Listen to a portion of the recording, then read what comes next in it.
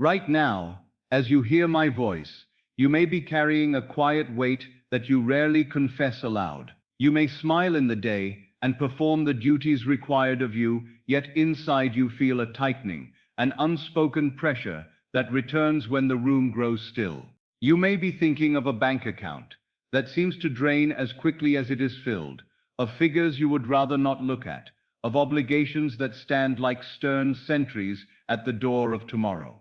You may be wondering how a person can work and strive and still feel as though life is always one step ahead, always demanding more, always asking you to prove you are worthy of peace. And perhaps the hardest part is not even the lack of money itself, but the feeling that comes with it, the feeling that you are behind, the feeling that you must catch up, the feeling that you cannot fully exhale, the feeling that joy must be postponed until the numbers change, the feeling that freedom belongs to someone else, someone luckier, someone chosen, someone born into a different world.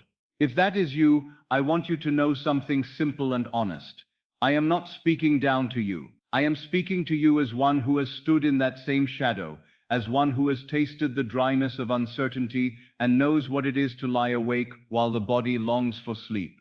But the mind insists on rehearsing fear. You may have tried to be strong for so long that the effort itself has become your identity. You may have told yourself, this is just how it is. I will endure, I will manage, and you have managed. Yes, you have endured. Yes, but managing is not living, and enduring is not the same as being free. There is a kind of tiredness that no amount of rest will cure, because it is not the body that is exhausted. It is the inner man, the one who feels he must always carry the world upon his shoulders and never ask for relief. If you recognize that weariness, then do not turn away from these words. Do not dismiss them as too gentle for your problem or too simple for your circumstance. The most tremendous transformations I have ever witnessed began with something gentle and simple, a change of inner feeling. I know the mind's protest. It says, words are pleasant, but my bills are real. It says imagination is fine, but my circumstance is solid. It says I would love to believe, but I have been disappointed too many times. And because you have been disappointed, you have learned to protect yourself by expecting less. You have learned to lower hope so that it cannot hurt you. You have learned to call pessimism realism and to call resignation wisdom. Yet I tell you, softly, and with no desire to argue with you, that this very protection is the cage. It is not your circumstance that binds you. It is the state you have accepted as yourself, the inner posture you have been living from without realizing it. The world you call reality is not the cause. It is the effect. If you are listening now, and something in you feels both tired and hungry, tired of carrying this, hungry for a different life, then you are already closer than you think. For the moment, a man is willing to listen, truly listen. He is already loosening his allegiance to the old story. There is a quiet courage in listening. There is a silent admission. Perhaps there is another way. And this is where I meet you, not at the level of your outer facts, but at the level of your inner cause. I am not here to entertain you. I am not here to distract you from your problems for a few hours. I am here to lead you into an experience, an inner event, that has the power to reorder your entire world. Now I want to be very plain with you. You may not feel wealthy as you listen. You may feel anxious. You may feel skeptical. You may feel as though abundance is a word that belongs to other people's mouths, not yours. But I have learned through direct experience that you do not begin by feeling wealthy in the outer sense. You begin by entering, however gently, the state of the one who is already provided for. And once you occupy that state, life rearranges itself around it with a precision that will astonish you. The bridge of incidents forms, the means appear, the right conversations happen, doors open, resources come, and what you once called chance is revealed as law. There is a certain loneliness in lack that few speak about. When you feel short of money, you often feel short of dignity. You may avoid certain places. You may delay certain calls. You may measure every choice by fear. Even when you are among friends, a portion of you remains guarded, calculating, bracing, and the mind begins to whisper the cruelest conclusions. Maybe I am not meant for ease. Maybe I am not the kind of person life blesses. Maybe I must always struggle. These are not merely thoughts. These are inner vows, quiet statements of identity. And life, being obedient, reflects them. I want you to notice, as you listen, whether you have been living with an inner sentence that you repeat without knowing you repeat it. Perhaps it is, money is hard to get. Perhaps it is, nothing ever works out for me. Perhaps it is, I'm always catching up. Perhaps it is, I'll believe it when I see it. My friend, that last one is the prison disguised as wisdom. For you will never see it until you first believe it. You will never experience the outer proof until you first consent inwardly. This is why I speak of the law of assumption. The assumption felt as true hardens into fact. And so tonight or today, whenever you are listening, I will ask you to do something that may feel unfamiliar. I will ask you to stop measuring your future by your past. I will ask you to stop consulting the evidence of yesterday as though it were the judge of tomorrow. I will ask you to lay down the old identity as you would lay down a heavy coat and to enter, even if only for a few moments, the feeling of the wish fulfilled, not as a game, not as a fantasy, but as a deliberate act of creation. You may wonder why I speak so much about feeling, because feeling is the language of the deeper self. You can repeat words with the lips while the heart remains unconvinced, and nothing will change. But when the heart is touched, when the inner man feels a thing as true, the world must echo it. That is the law. It is not punishment, and it is not reward. It is simply reflection. The mirror does not argue with you.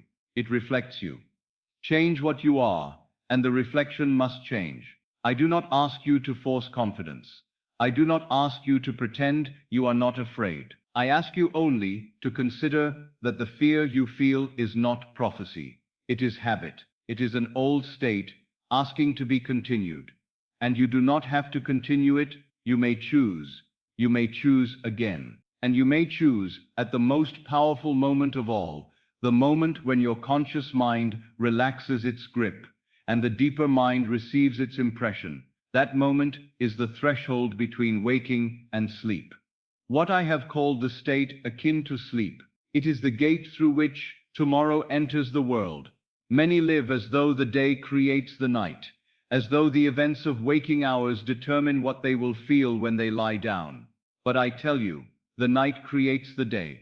The inner state you carry into sleep is the seed.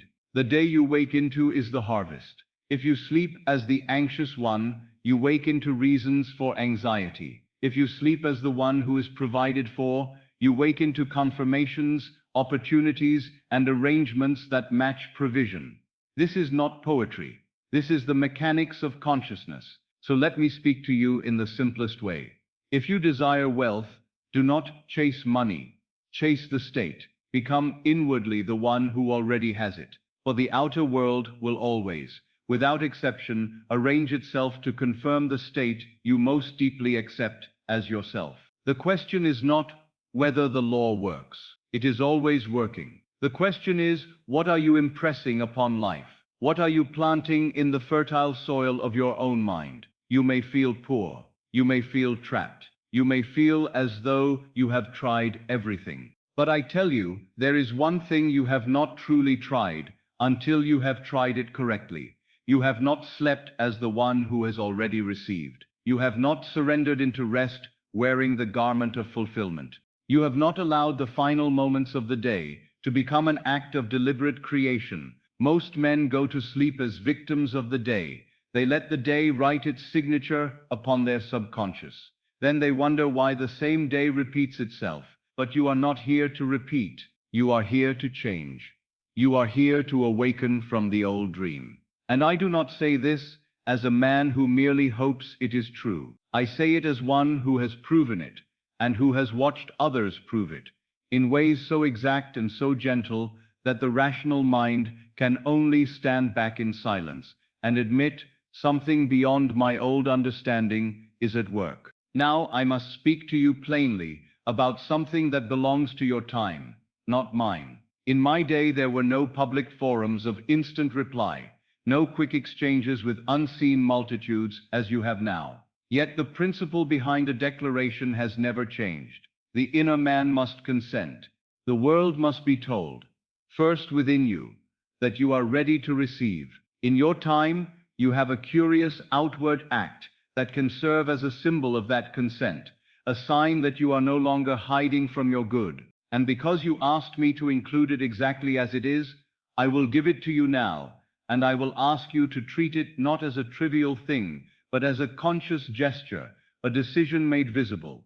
If you're ready to open yourself to abundance, write in the comments, I am prepared to receive my money. This is not just a comment, it's a declaration to the universe that you are open and ready to receive wealth. Now hear me carefully. Do not let your mind mock that as mere words typed into a public space. The power is not in ink or sound. The power is in your willingness to declare, I am ready, and to mean it.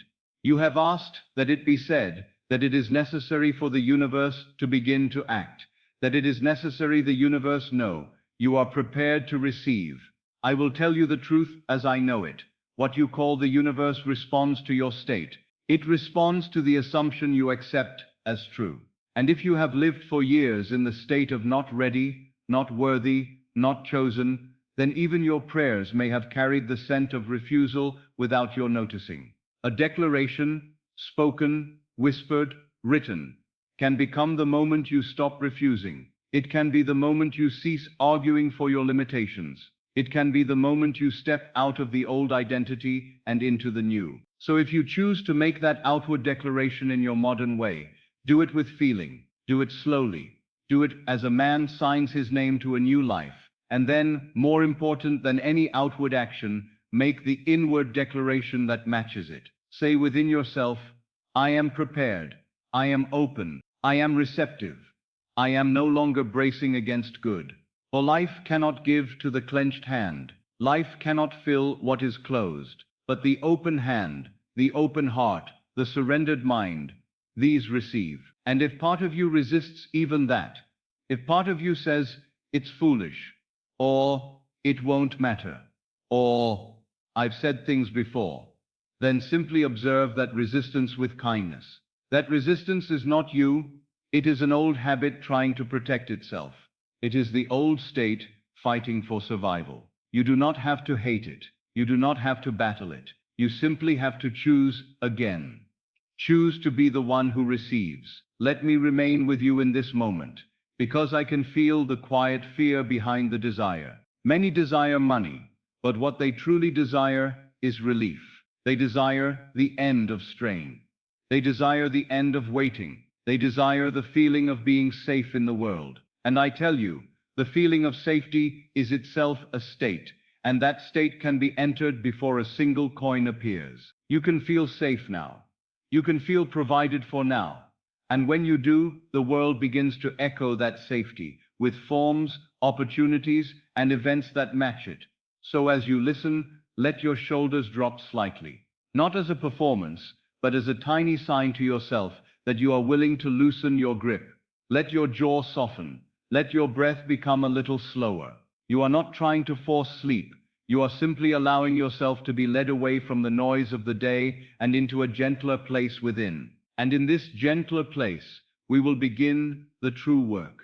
You may have lived so long with a sense of lack that abundance feels like a foreign language. That is all right. We will not demand fluency at once. We will begin with a single sentence, a single feeling, a single quiet knowing that can be repeated until it becomes familiar. When I was first learning, I did not leap at once into great certainty. I practiced. I returned again and again to the state, as one returns to a room he wishes to make his home. And in time, the room becomes familiar. In time, the state becomes natural. In time, wealth ceases to feel like an event and becomes an atmosphere. Notice the difference between excitement and certainty. Excitement rises quickly and falls quickly. It depends upon outer stimulation. But certainty is calm. Certainty is quiet. Certainty is the inner nod that says, of course. Tonight, if you will allow me, I will guide you away from excitement and into certainty. I will guide you away from the frantic hope that begs and strains, and into the calm assumption that receives. For the subconscious mind does not respond to strain. It responds to acceptance. You have perhaps been taught that you must deserve wealth by suffering first, that you must prove yourself by difficulty, that you must earn ease by enduring pain. These are old superstitions of the mind. The law of consciousness is simpler. It gives you not what you deserve, but what you accept as true. If you accept that you must suffer, you will find reasons to suffer. If you accept that you are provided for, you will find reasons, bridges through which provision comes. Life is not moral in that sense. It is reflective. It is faithful to the state you occupy. So let us begin by telling the truth about where you are, without shame. Perhaps you are tired. Perhaps you are worried. Perhaps you are behind. All right. That is simply the old chapter. But you need not write the next chapter with the same pen. There is a new pen, and it is your imagination. You can write a new sentence about yourself. You can say, I am the one who receives. You can say, I am the one for whom things work out. You can say, I am the one who is guided. And these are not empty words when felt. They are seeds. If you have ever watched a seed planted in the earth, you know that nothing appears on the surface at once. Yet beneath the surface, life is moving. The soil is working. The unseen is busy. And then, at the appointed hour, what was planted becomes visible. Your imaginal act is the seed. Your subconscious is the soil. And the unseen movements that follow, those are what I call the bridge of incidents. You need not force the bridge. You need not design it. You need only plant correctly. And planting correctly is simply this: to feel the wish fulfilled. Not to hope for it. Not to beg for it. Not to wonder if it can happen. But to occupy, however briefly at first, the feeling that would be yours if it were already done. That feeling is the seed. That feeling is the prayer. That feeling is the command. And the subconscious accepts feeling as fact. So I will ask you now to do something that seems small, but is mighty. For the next few moments, stop arguing with life. Stop rehearsing the reasons it cannot happen. Stop consulting the past. Simply listen, and let the listening become a kind of surrender. Let your mind, so accustomed to defending itself, rest. Let your heart, so accustomed to bracing, soften. Let my words pass the gate of your reason and sink into the deeper chamber where creation begins. If you are lying down, let the bed hold you. If you are sitting, let the chair support you. Notice that you do not have to earn the support. It is simply there. In the same way, abundance can be there. Not because you fought for it, but because you accepted it. The world you want is not built by strain. It is built by state. And the state is entered by assumption. You may say, Neville, my mind will not cooperate. Then I will tell you, do not try to conquer your mind, simply guide it. The mind is like a child. If you wrestle the child, you exhaust both of you. But if you take the child by the hand and lead it gently towards something better, it follows. Tonight we will lead the mind towards something better. We will lead it toward the feeling of having, the feeling of being provided for, the feeling of ease. For what is wealth, really, if not ease? If not freedom? If not the quiet knowledge that life is on your side? If not the sense that tomorrow is not a threat? So we will begin there. We will begin with the feeling of relief. For relief is the doorway. Relief is the burst, taste of the state fulfilled. And once you taste it, you can deepen it. I want you to imagine, very lightly, with no effort, that a message has arrived. Not a message you must chase, not a message you must earn, but a message that comes to you as naturally as dawn follows night. In your imagination, let it be simple. Someone tells you, it's handled. Someone tells you, it's done. Someone tells you, you're taken care of. Do not strain to see their face. Do not strain to hear their voice. Merely accept the meaning. It is handled. It is done. You are taken care of. Now notice what happens inside your body when you accept that. Does your breath soften even slightly? Does your chest loosen? Do your shoulders drop? That softening is the beginning. That is the seed. That is you stepping, even for a moment, into a new identity. The one who is provided for. Remain with that for a few breaths. Do not rush. The old self rushes. The old self tries to force outcomes. The new self rests. The new self receives. The new self knows that creation is not hurried. The seed does not sprout because you shout at the soil. It sprouts because it was planted and accepted. So I speak to you now as though I am at your bedside, not commanding you, but inviting you. Let the day go. Let the numbers go. Let the fear go, not by fighting it, but by outgrowing it. And if you made that outward declaration in your modern way, if you wrote the words as asked, then let the inward declaration match it now. Say within yourself, slowly, gently, as though it were the most natural thing you have ever said. I am prepared to receive. I am open. I am ready. I consent. That consent is not for a distant deity to notice. It is for you to notice. It is the moment you stop contradicting your desire. It is the moment you stop saying, I want wealth, while secretly feeling, it will not happen for me. It is the moment you become congruent. And congruence is power. A divided man is weak. A unified man is mighty. A man who says within himself, yes, and means it, life cannot resist him, because life is himself pushed out. Now stay with me. You do not have to understand everything at once. You do not have to believe perfectly. You only have to be willing to enter the experiment. And the experiment begins, not with effort, but with a gentle shift. This shift we have just touched. The shift from bracing to receiving, from fear to relief, from waiting to assuming. And as we continue, I will take you deeper. I will speak to you of the threshold of sleep, that sacred borderland where the subconscious listens most keenly. I will show you how to fall asleep, not as the one who needs a miracle, but as the one who has already received the gift. I will lead you, step by step, into the feeling of abundance, so natural, so calm, so steady, that it will begin to feel like your true home. For you were not made to live in constant strain. You were not made to count your life in anxieties. You were not made to postpone joy until permission is granted by circumstances. You were made to create. You were made to assume. You were made to receive. And tonight, beginning now, we will start to prove that.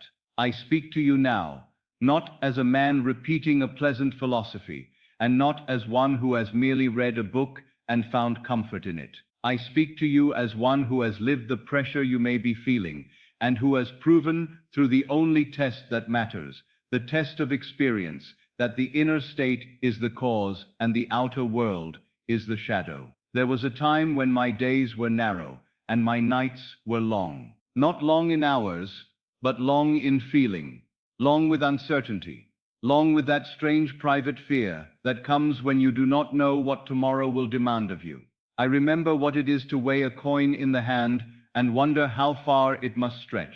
I remember what it is to live in modest rooms, where the very walls seem to press inward, and to walk the streets with desire in the heart, and little evidence in the world that desire could ever be fulfilled.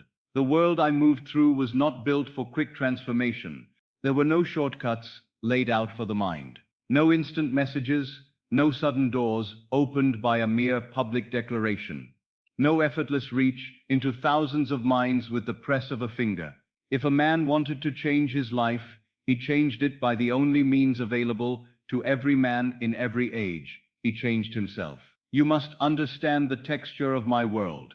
It was a world of distance and delay. If you wished to speak to someone far away, you wrote a letter and waited.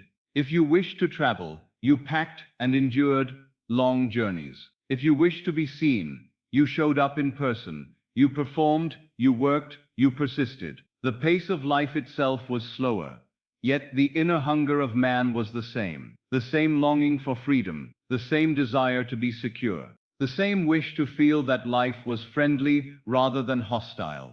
And because there were fewer distractions, the mind had fewer places to hide. A man could not drown his emptiness in constant noise. He had to meet it in silence, and it was in that silence that my discovery came. I did not begin as a teacher of these truths. I began as a man in the world, subject, so I believed, to the same forces that seem to rule everyone: chance, opportunity, connections, timing, luck. I believed that the outer facts were the masters, and that I was their servant. I believed that if circumstances were against you, you must simply endure. And though I had talent and ambition, I also had the quiet suspicion that talent alone does not guarantee freedom. Many talented men remain poor. Many diligent men remain strained. Many honest men remain anxious. If the world were truly governed only by effort, the most exhausted men would be the richest. Yet it is not so. In those early years, I carried within me two lives. There was the outer life that others could see, my work, my routines, my attempts to progress, and then there was the inner life that few ever witness. The private conversations with oneself, the silent assumptions, the hidden feelings about what is possible and what is not. I did not yet realize that this inner life was the true cause. I did not yet know that what I was secretly believing about myself was shaping everything I called fate. You may know this feeling. You can be outwardly calm while inwardly you are bracing. You can appear confident while inwardly you are negotiating with fear. You can say the right things while inwardly you are expecting disappointment. And then when disappointment arrives, you call it proof. But it was only echo. It was only the shadow of the inner state you were wearing like an invisible garment. I had to be broken open in a certain way before I could receive what I now share with you. Life has a strange mercy. It allows a man to press against the same wall until the pain becomes instruction. And in my own case, the instruction came through the very thing most men avoid: stillness. Those quiet moments when there is nothing to do, nowhere to run, and you are left alone with your own awareness. In those moments you begin to see the pattern. You begin to notice that you do not merely experience the world, you interpret it. You do not merely receive facts, you give them meaning, and the meaning you give becomes the seed of the next fact. It was during such a period that I encountered a man who spoke with an authority that did not come from argument. His authority came from certainty. He did not persuade with cleverness, he stated, he knew. And because he knew, he awakened something in me that had been dormant. His name was Abdullah, and he carried himself as though the world itself could not contradict him, because he had already decided the truth within. He spoke to me of a law I had never been taught in any formal institution. He said, in essence, that the whole vast world is a response. That consciousness is the one and only reality. That what you assume to be true, felt as true, will harden into fact. He did not say, try it and see. He said, it is so. And at first I resisted him, as you might resist anything that challenges what you have called common sense. For common sense is not always truth. Common sense is often merely common habit. When he spoke of imagination, he did not treat it as fantasy. He treated it as the creative power itself. He did not tell me to hope. He told me to assume. He did not tell me to wait for evidence. He told me to enter the state of the wish fulfilled and to persist there. And as he spoke, something in me, something deeper than intellect, recognized the tone of truth. Yet recognition is not proof. Proof comes only through experiment. And so I began to experiment. Not in the outer world, but in the only place where the seed is planted, in the inner man. At first I tested the law with small things, as most do: a simple desire, a modest shift, a change in some circumstance. And I saw results, not always immediate, but always in harmony with the state I had occupied. This alone would have been remarkable. But what truly changed me was not the size of the results. It was the realization that the outer world was obeying something within me. I must pause and say this clearly, because it is the seed we are planting in you now. It was not the money that changed my life. It was not the outward event.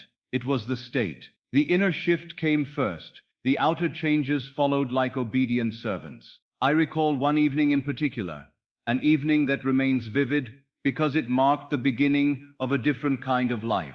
I had returned to my room with the familiar sense of limitation. The day had been ordinary in the way that ordinary days can feel cruel. Nothing dramatic, nothing catastrophic, just the quiet repetition of not enough. Not enough time, not enough money, not enough certainty. And as I lay down, I felt the mind beginning its usual rehearsal. You know that rehearsal. It begins with one thought, and then it gathers others like a crowd. How will I manage? What if this continues? What if I never break free? It is not the mind's intelligence that does this. It is the mind's habit. But that night I decided, perhaps out of exhaustion, perhaps out of a sudden clarity, that I would not carry those thoughts into sleep. I would not plant those seeds again.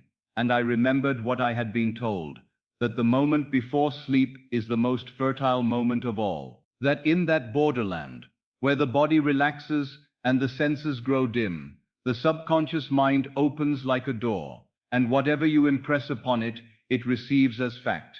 So I lay still, and I did not fight my thoughts like an enemy. I simply withdrew my attention from them. I let them pass, and as the body grew heavy, as the breathing softened, as the outer world faded behind my closed eyes, I felt myself slipping into that delicate threshold, neither fully awake nor fully asleep. This is the state akin to sleep.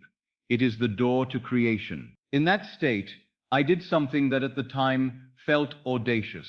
I assumed a new identity. I did not ask for money. I did not beg life to be kinder. I did not plead with a distant power. I simply entered the feeling of being the man who was already secure, already provided for, already free. I did not yet know the form it would take. I did not know whether it would come through work, through opportunity, through a friend, through some unexpected channel. I did not concern myself with the bridge. I concerned myself only with the end. And I want you to hear the distinction, because many fail precisely here. They imagine the end as a picture, but they do not inhabit it as a state. They look at it from the outside. They daydream. They hope, but they do not become. That night I became. I entered the feeling with seriousness, yet without strain. I did not whip myself into excitement. I did not try to convince myself with frantic words. I simply allowed myself to feel what I would feel if it were already true. Relief, ease, quiet, joy, a sense of safety, the subtle dignity of knowing. And as I felt it, the room I lay in seemed less important. The outer facts lost their power. The inner reality grew vivid. This is how you know you have touched the state. It is not that you see bright pictures or hear loud voices. It is that you feel a shift. The old weight lifts. The old urgency softens. The old fear becomes distant. And in its place, there is a quiet, steady yes, a sense that it is already done. I remember the simplicity of it. There was no thunder, no sign in the sky, no dramatic event, just a change in the inner man. And yet that inner change was more powerful than any outer event, because it was the cause. It was the seed. It was the beginning. I fell asleep in that feeling. Not perfectly at first, not for hours at a time, but long enough to plant it. And the next morning, I awoke with something I had not possessed before, a different sense of self. The outer world had not yet changed. The room was the same. The streets were the same. The obligations were still there. Yet I was not the same. And because I was not the same, the world could not remain the same for long. That is not poetry.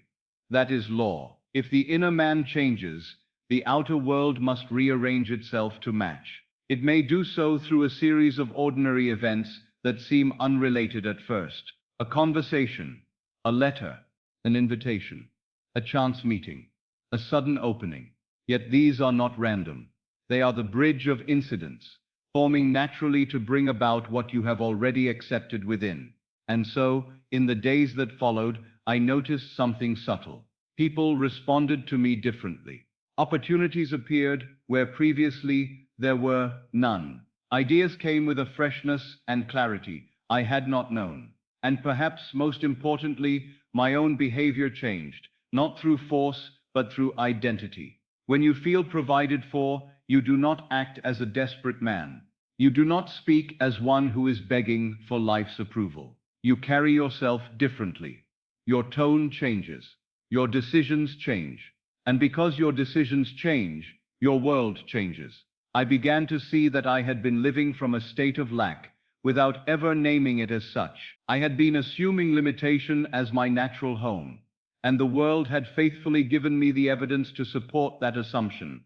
Yet the moment I assumed a different state, the world began, just as faithfully, to provide evidence of that new state. Again, let me plant the seed clearly in you. It was not money that changed my life. It was the state. Money, when it came, was only the shadow. The shadow always follows the body. It never precedes it. If you chase the shadow, you remain chasing. But if you become the body, the state, the shadow must follow. There is a strange freedom in discovering this. It means you no longer need to wait for permission. You no longer need to ask whether you are allowed to be wealthy. You no longer need to measure yourself by your past. You no longer need to consult the world as though it were the judge of what you may experience. You consult only your own consciousness. You choose the state. You enter it, you sleep in it, and life obeys. Now I know what the mind will say. It will say, "But I have tried to feel better before and it did not work." Or it will say, "I have imagined and nothing happened." To that I respond gently.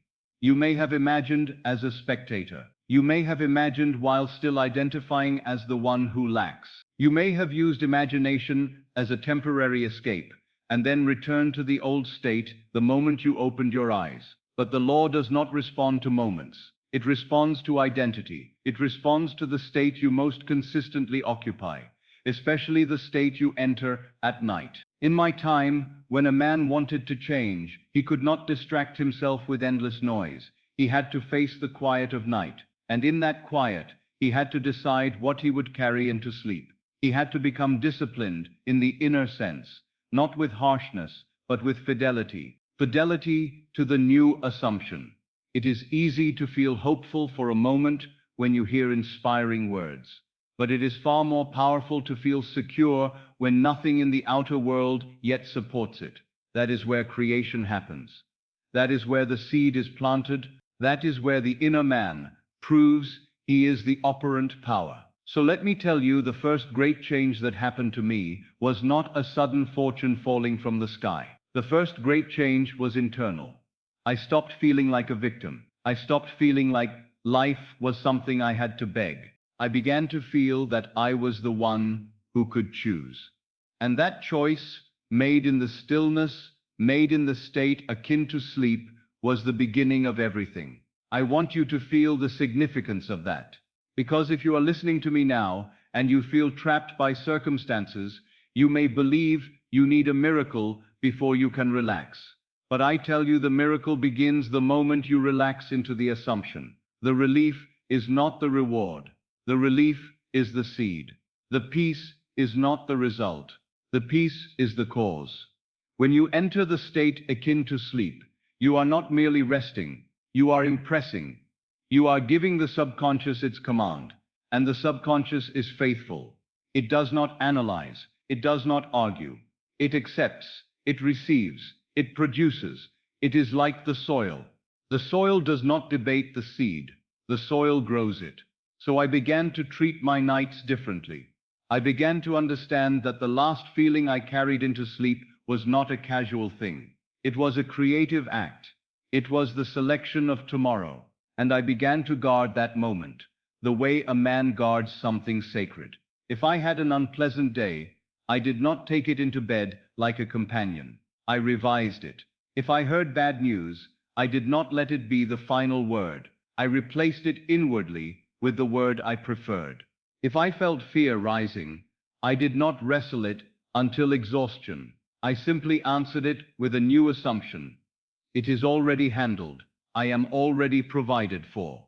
I am already the one who is blessed. And something in me began to settle. I felt a steadiness that did not depend on outer circumstances. I felt a quiet authority within, not arrogance, but certainty. And from that certainty, the world began to mirror back to me opportunities and provisions that would have seemed impossible to the old self. I want to bring you into the intimacy of that realization, because I do not want you to think I speak from a platform far removed from your struggle. I speak from the same human ground you stand on, the ground of feelings, doubts, habits, fears, and desires. The difference is not that I was special. The difference is that I learned the law and I applied it. And now, because you are here, you have the same opportunity. You may begin where I began, not with outer proof, but with inner change, not with money, but with state. So let me say it again, slowly, so it can sink beneath your reasoning and into the deeper place where you truly live. No, it was not the money that changed my life. It was the state. When the state changed, the world had no choice but to change. And the state changed most powerfully in that quiet threshold, when the body was still, when the day had ended, when the senses were soft, when imagination could be accepted without argument. That is the doorway I first walked through. That is the doorway I will teach you to walk through as well. And if you are thinking now, can I do it? I will answer you with kindness. You have already done it unconsciously your whole life. You have fallen asleep in states you did not choose. You have carried worry into the night and harvested more reasons to worry. You have carried lack into sleep and harvested more lack. You have carried resentment into sleep and harvested conflict. You have done this not because you are wrong, but because you did not know you were planting. Now you know. And because you know, you can choose. So stay with me. Let the pace remain gentle. Let there be no rush, no forcing. This is not a technique you must perform perfectly. It is a state you must enter sincerely, and sincerity is enough. In the next movement of our journey, I will guide you more precisely into that borderland so you can recognize it when you touch it. I will show you the signs that you are in the state akin to sleep. I will show you how to choose a simple imaginal act, short, vivid, and natural. That implies your wealth is already yours. And I will show you why the inner change, the change of state, is the only true beginning of all outward change. For you are not here to learn a theory. You are here to become the evidence. And the evidence begins inside you, quietly, tonight. When most people hear the words millions or a great fortune, they immediately see an outer picture. They see a ticket, a drawing, a sudden announcement, a bank ledger, a number printed on paper. And because they place the whole meaning of wealth in those external images, they make the same mistake again and again. They wait for the outer sign to grant them permission to feel rich. But I tell you plainly, the outer sign has never been the cause. It has only ever been the echo. You may not realize this yet, but you have been trained to worship effects. You have been taught from childhood to bow to appearances. If the account shows little, you feel little. If the bills show much, you feel burdened. If the world praises you, you feel lifted. If it ignores you, you feel diminished. And so your inner life rises and falls like a small boat on the waves of circumstance. Yet you are not meant to live as a weather vane, turning with every wind. You are meant to live as the operant power, the cause, the chooser of states. So let us redefine this thing entirely, until your mind is freed from the superstition of external wealth. I want you to hear this, as though you have never heard it before. The lottery is not a ticket. The lottery is a state of consciousness. A ticket is a piece of paper. It has no creative power. It cannot decide what will happen. It cannot bend life in your favor. It is only a symbol that men use, and sometimes, through the bridge of incidents, it may become the outer channel through which a fortune appears. But it is not the cause, any more than the mailbox is the cause of the letter. If a man believes the ticket is the cause, he remains a beggar, hoping chance will choose him. If he believes the state is the cause, he becomes the chooser, and life must choose in harmony with what he has already accepted within. There is a vast difference between hoping to be chosen and assuming you already are. Hope is the posture of the one who waits outside the door. Assumption is the posture of the one who lives inside the house. Now, when I say wealth is an identity, I do not mean a mask you wear to impress others. I do not mean a performance, or a false bravado, or a foolish denial of present facts. I mean something far more intimate and far more powerful. The inner conviction of who you are. Identity is the most creative thing in you.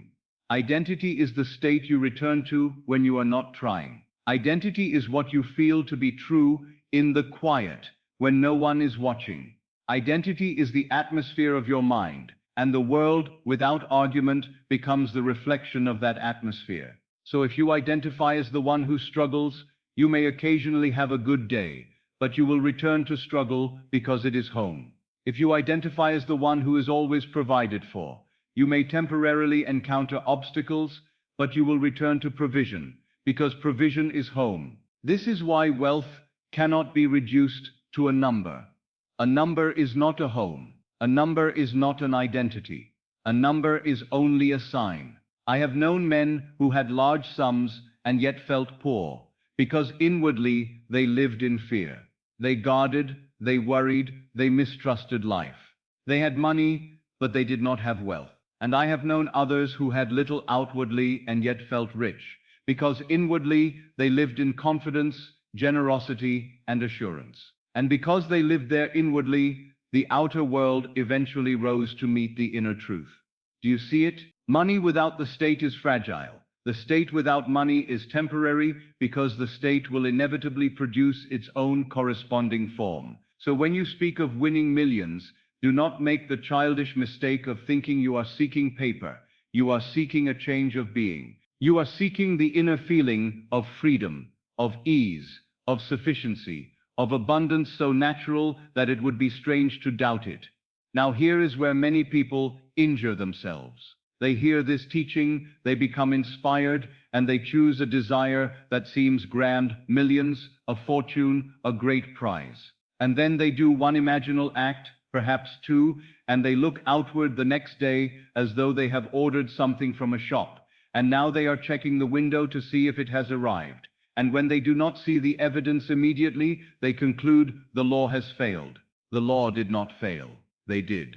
Not because they are bad, but because they returned to the old identity. They planted a seed at night and dug it up in the morning to see if it had sprouted. And the moment you dig up a seed, you interrupt its natural growth. You must understand the rhythm of creation.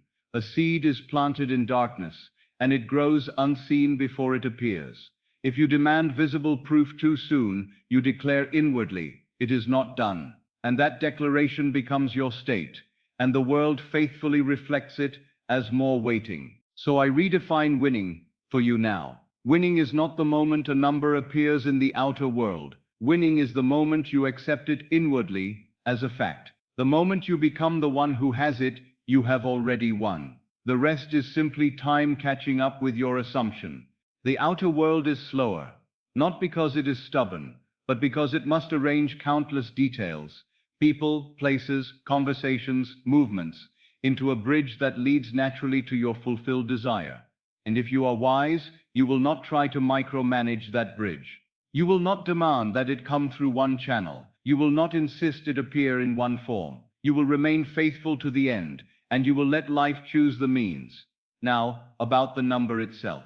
When you say millions, you may feel a thrill, or you may feel resistance. The mind might say, that is too much. Or it might say, that is not for me. Or it might say, I would not know what to do with that. Those are not facts. Those are only confessions of identity. So I teach you to treat the number properly as a symbol. A symbol is useful. It points you toward a feeling. But the symbol is not the substance. The substance is the state. If the number 1 million helps you feel freedom, then use it. If 10 million helps you feel expansion, then use it. If a fortune beyond my needs helps you feel peace, then use that. The subconscious does not respond to digits. It responds to what the digits imply. What does millions imply to you? Let us make it simple. It implies that you are safe. It implies that you are free. It implies that you can breathe. It implies that you do not have to beg anyone. It implies that you can give generously. It implies that you can choose your days. It implies that tomorrow no longer threatens you. That implication, felt as natural, is what you must assume. So when you imagine a number, do not stare at it like a desperate man staring at a locked door. Let the number dissolve into the feeling it represents. The moment the feeling becomes real, the number has done its work. Now I will show you the difference between waiting and assuming, because that difference is the knife that cuts you free. Waiting says, I will feel better when it happens. Assuming says, it is happening because I feel better now. Waiting says, show me the proof, and I will believe. Assuming says, I believe, therefore proof must follow. Waiting says, it is not here yet. Assuming says, it is done. Waiting listens to the senses as though they are prophets. Assuming listens to imagination as though it is God, because it is. When you wait, you remain in the state of not having, and the world cannot give you having while you are faithful to not having. It is not cruel, it is consistent. When you assume, you enter the state of having, and the world must, in its own way and in its own time, reflect having back to you. You may say, but I cannot pretend. I am not asking you to pretend. I am asking you to feel. There is a difference. Pretending is strained. Pretending is nervous. Pretending keeps glancing back to see if anyone believes it. Pretending is outer. Assumption is inward. Assumption is quiet. Assumption does not need applause. Assumption is the calm acceptance of an inner fact. So do not try to convince the world. Do not try to speak loudly. Do not try to prove. Simply accept within yourself the feeling that implies you have already received. If you do that, you will notice something. You begin to carry yourself differently. Your inner speech changes. Your posture changes. Your choices change. You become less frantic. You become less desperate. You become less easily shaken. And because you have changed, the world must change. Now let me prepare you for a very important thing, so you do not become discouraged. Often, when a man first assumes wealth, the outer world may seem to contradict him. A bill may arrive, a delay may appear, something may seem to tighten rather than loosen. This does not mean your assumption is failing. Very often it means your old state is being exhausted. It means the last echoes of the former seed are still appearing. You are seeing the final harvest of yesterday's planting. If you panic in that moment and return to fear, you plant fear again. But if you remain steady, if you say inwardly, this is only the old state finishing itself, I remain the wealthy one, then you do something powerful. You prove you are no longer governed by appearances, and that proof strengthens the new identity until it becomes natural. A man who learns this stops reacting. He starts selecting. He does not deny what he sees, but he refuses to grant it authority. He treats it like a fading dream. This is what I mean when I tell you, the outer world is shadow.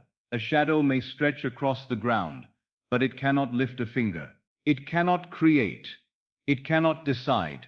It can only reflect. So when you see something that seems contrary, do not take it into your heart as a verdict. Take it only as a sign that you must persist. Persist not by strain, but by returning again and again to the feeling of being the one who has already won. Now to help you, I will give you a way to think of millions that does not trap you. Do not think, I must get a number that is chasing.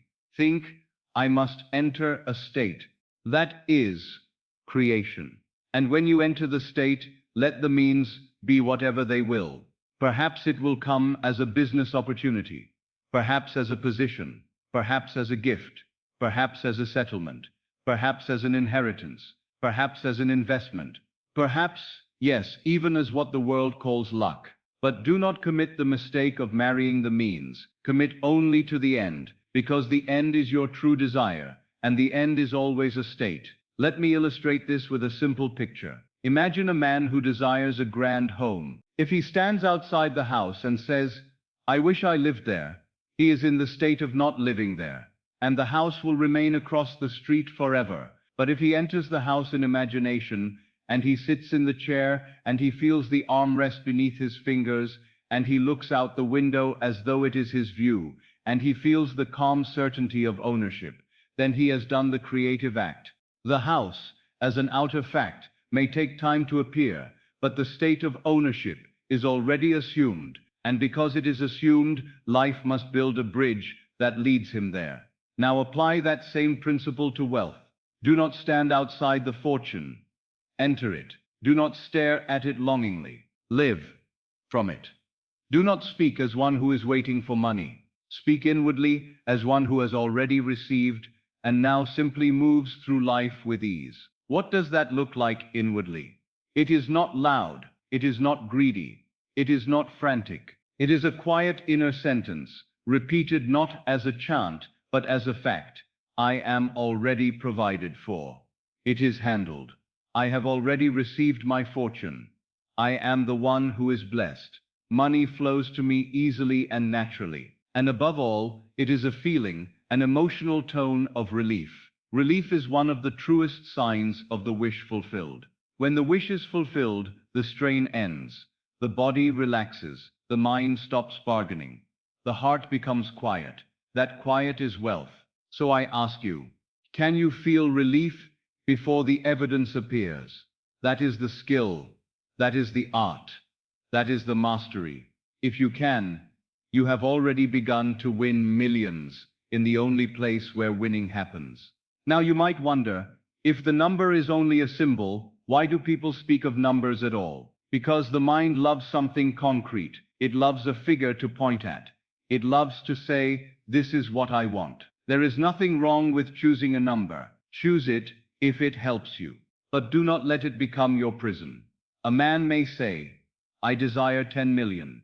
And then he watches every day to see if 10 million has appeared. He becomes anxious. He becomes impatient. He becomes obsessed. And the obsession itself is proof that he is still in the state of not having.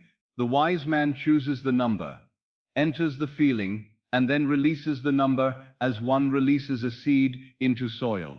He does not keep holding it in his hand. He plants it. So I teach you this, choose your end.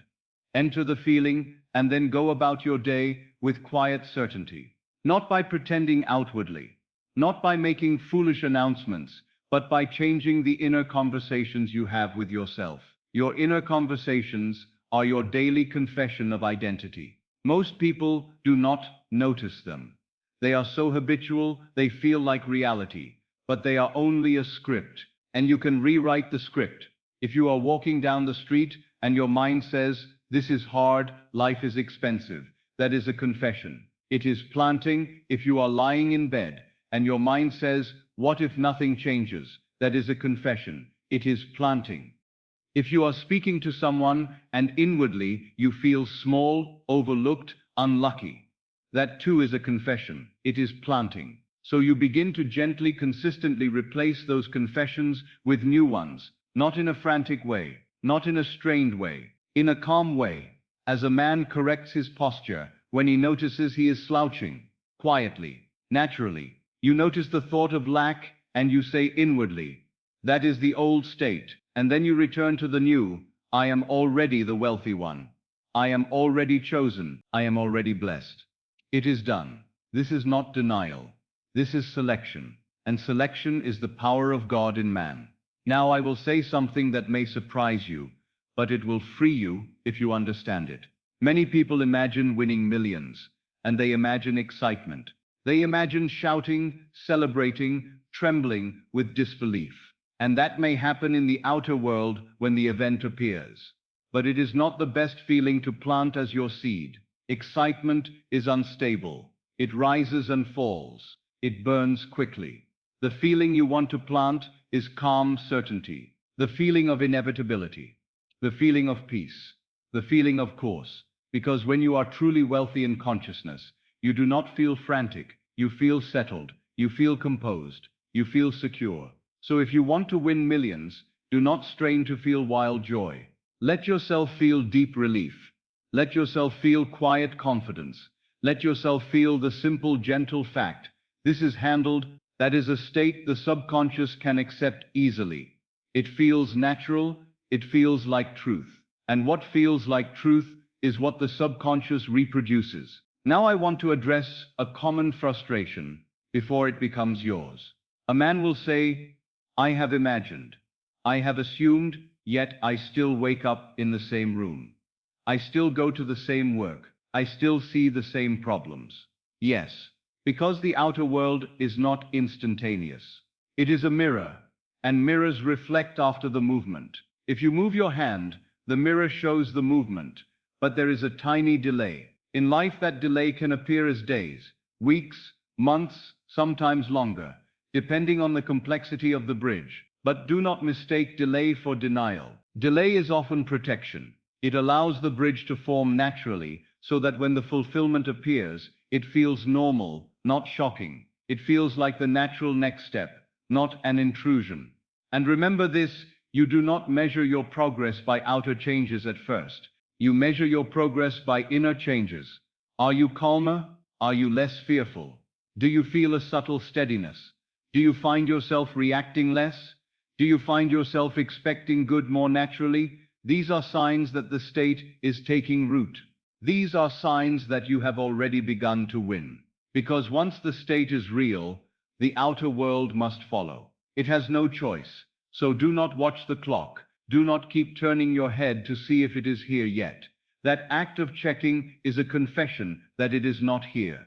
And the law will mirror that confession as more waiting. Instead, do something simple and powerful. Live as though it is done. Not with foolish spending, not with carelessness, not with arrogance, but with inner dignity, with an unhurried spirit, with the calm assumption that you are guided and provided for. Now let me speak of the phrase, without effort, because the mind often misunderstands it. When I say wealth can come without effort, I do not mean you will never lift a finger in the world. I mean you will not struggle from a state of lack. There is a tremendous difference between effort and struggle. Effort can be joyful. Effort can be creative. Effort can be the natural expression of a state. Struggle is anxious. Struggle is fearful. Struggle is the attempt to force life to give what you do not believe you already deserve. When you assume wealth, you may still act. You may still work. You may still take opportunities. But you will do so from a different state. You will do so with ease. You will do so without the tightness of desperation. You will act because it feels natural, not because you feel you must earn your right to be blessed. And that is what people call effortless. They see the outer action, but they do not see the inner calm. They do not see the absence of strain. They do not see that the man is not fighting life. He is moving with it. So redefine winning millions as this: entering the state where life is friendly. Money is natural, opportunities are normal, and you are chosen. That is winning. And now, I will give you one final redefinition that will save you from endless disappointment. The world teaches you to define yourself by what you have. I teach you to define yourself by what you are. If you define yourself by what you have, you will always be at the mercy of change, because the world of things moves. If you define yourself by what you are, you become stable, because state is the cause. So do not say, I will be wealthy when I have millions. Say, I have millions because I am wealthy. That reversal is everything. It takes you out of waiting and places you in creation. It takes you out of begging and places you in authority. It takes you out of fear and places you in peace. Now rest in that for a moment. Let it sink. Wealth is not a ticket. It is not a number. It is not a stroke of chance.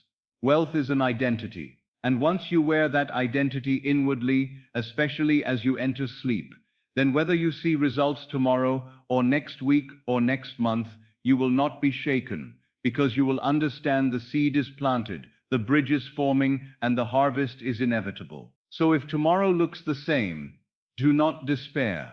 If the world has not yet caught up, do not argue. If the senses show you yesterday's picture, do not bow to it. Simply return again and again to the state. And remember, the moment you truly assumed it, you already won. The rest is only the unfolding of a decision already made in the depths of your own wonderful human imagination. There is a moment each day that most men treat as ordinary. And because they treat it as ordinary, they remain ordinary in the results they produce. They stumble into it, exhausted, distracted, still chewing the bitter bread of the day's anxieties, and they fall into it as though it were merely rest for the body. Yet, I tell you, that moment is not merely rest, it is the most creative interval you will ever touch. Sleep is the womb of creation. If you could truly grasp that, if you could feel it not as poetry but as law, you would never again go carelessly into the night. You would not drag your worries into bed like heavy luggage. You would not let the last minutes of your waking be filled with the same old confessions of lack, fear, resentment, and defeat. You would approach the threshold of sleep as a priest approaches a sanctuary, with quiet reverence, with intention, with the awareness that the seed you plant there becomes the harvest you call tomorrow. Man thinks his day is the real thing and his night is an interruption. But the truth is the reverse. The day is the shadow, cast by the night's unseen activity. The day is the visible echo of the invisible assumption. The day simply shows you, in solid form, what you consented to in feeling. That is why I have always insisted that you must learn to use the state akin to sleep, not because it is mystical for mysticism's sake, but because it is practical beyond anything you have ever been taught. It is the door to the deeper self. It is the moment when the conscious mind, which argues and doubts and calculates, loosens its grip, and the subconscious, faithful, fertile, impartial, receives an impression as though it were law. You see, the subconscious is not persuaded by logic. It is not moved by your clever explanations. It does not respond to your intentions when those intentions are not felt. It responds to what you accept as true in the form of feeling. And there is no time when feeling becomes so persuasive, so authoritative, as the moment you drift from waking into sleep. Why? Because in that borderland, reason grows quiet, the senses become dim. The outer world loses its sharpness, and imagination, which in the daylight is often treated as a toy, rises like a king returning to his throne. In my own experience, and in the experience of countless men and women who have tested this law, there is a strange tenderness in those last moments before sleep. They are like soft clay.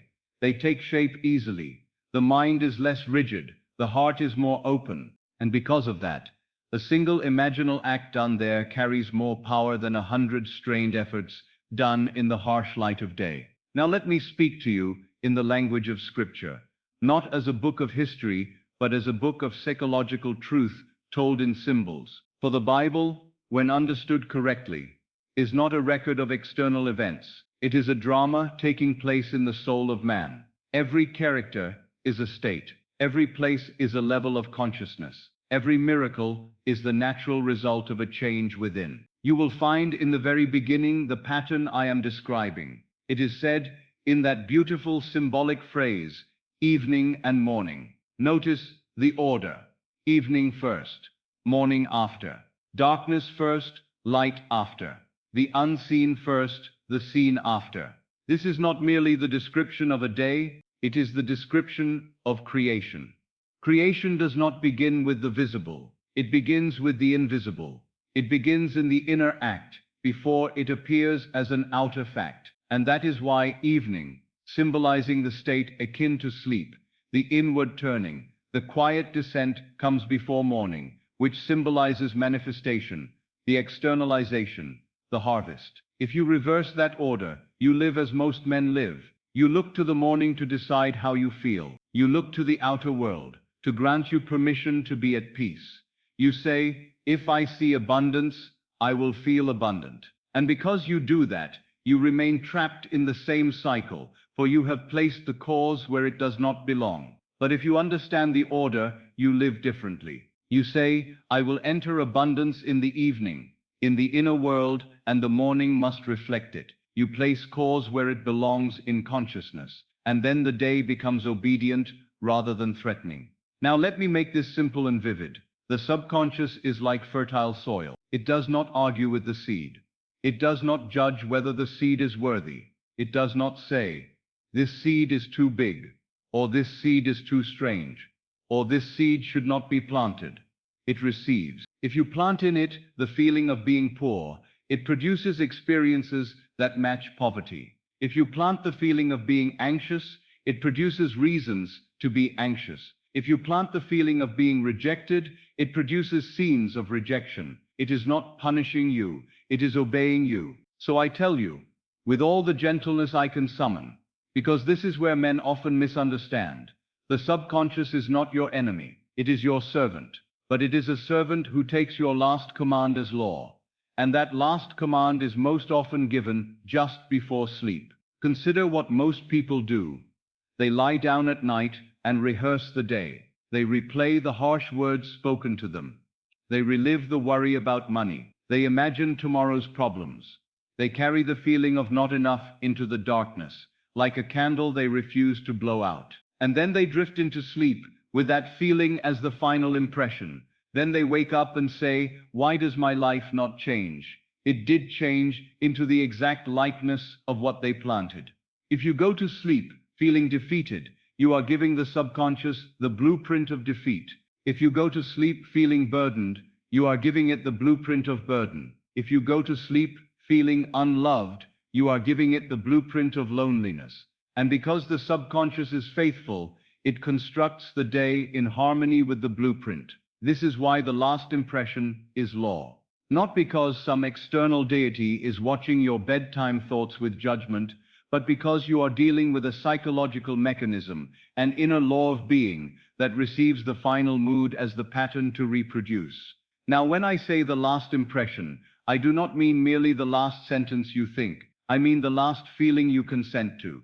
Many people say a few words of affirmation and then drift into fear. They whisper, all is well, but in their chest is anxiety. And the subconscious accepts anxiety, not words. It accepts the mood. So the true question is not, what did you say? The true question is, what did you feel as you surrendered to sleep? I have said many times that prayer is not pleading. Prayer is not begging. Prayer is not trying to persuade some distant power. Prayer is the art of assuming the feeling of the wish fulfilled. And nowhere is that prayer more natural, more effortless, more potent than at the threshold of sleep. In that sacred interval, you do not need to shout your desire. You do not need to strain. You simply yield into the feeling.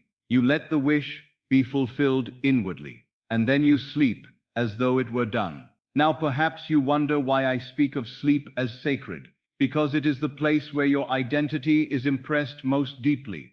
By day, you may wear many masks. You may pretend confidence while inwardly doubting. You may smile while inwardly worrying. You may speak of hope while inwardly fearing. The day is full of distractions, full of noise, full of obligations that pull the mind outward. But at night, when the lights dim and the world becomes still, you return to yourself. You cannot hide from your own feeling. You cannot maintain an outer performance while the inner state contradicts it. In the quiet, the truth of your assumption rises to the surface. And because the subconscious is most receptive then, the truth you carry becomes the seed. So if you want a new life, do not begin by wrestling with the day. Begin by sanctifying the night. Begin by making the moments before sleep your workshop. For if you can control the impression you give there, you will change the entire pattern of your life. Let me explain why so many fail, even after they hear the law and feel inspired by it. Most failures are not caused by lack of desire. They are caused by careless sowing. A man will hear that imagination creates reality. He will become excited. He will imagine wealth for 5 minutes. He will feel a little lift. And then, because he is still trained to worship appearances, he will spend the rest of the day looking for proof, measuring, doubting, checking, worrying, talking about hardship, and silently confessing, it is not here. Then he goes to bed, and he is tired, and his guard is down, and the day's worries, because he has fed them all day, rise up in him. He falls asleep in the state of lack, and the subconscious, receiving the final impression, reproduces lack. He says, the law does not work. But the law worked perfectly. It reflected the state he slept in. Another reason men fail is that they treat the moment before sleep as a dumping ground for emotions. They think, at least when I lie down, I can finally think about my problems. And they mistake worrying for responsibility. They mistake mental anguish for maturity. They think that rehearsing difficulties is the same as solving them. It is not solving, it is planting. If you rehearse a problem at night, you are not being wise. You are being faithful to the problem. And life is always faithful to your faith. Another reason men fail is that they try to use techniques while remaining in the same identity. They repeat phrases as though the phrase has power by itself. They imagine scenes as though the scene is magic by itself. But the real power is the state from which they do these things. You cannot, for example, imagine wealth while inwardly identifying as unworthy. You might picture a fortune, but if the feeling beneath it is, "This is not for me," then that is the seed you plant, and the world will mirror that. So I tell you, do not practice this law as a ritual. Practice it as a surrender into a new self. The aim is not to do an exercise. The aim is to become. Now let us make this more practical. If sleep is the womb, then your last mood is the seed. What should that mood be? It should be the feeling of the wish fulfilled. And I do not mean a frantic excitement. I mean a quiet satisfaction, a calm assurance, a gentle relief. The inner tone that says, "It is done." There is a reason I speak of relief so often. Relief is the emotional signature of completion. When something is truly settled, the body relaxes, the mind stops bargaining, the heart becomes quiet. So your goal before sleep is not to force pictures or strain to believe. Your goal is to enter relief.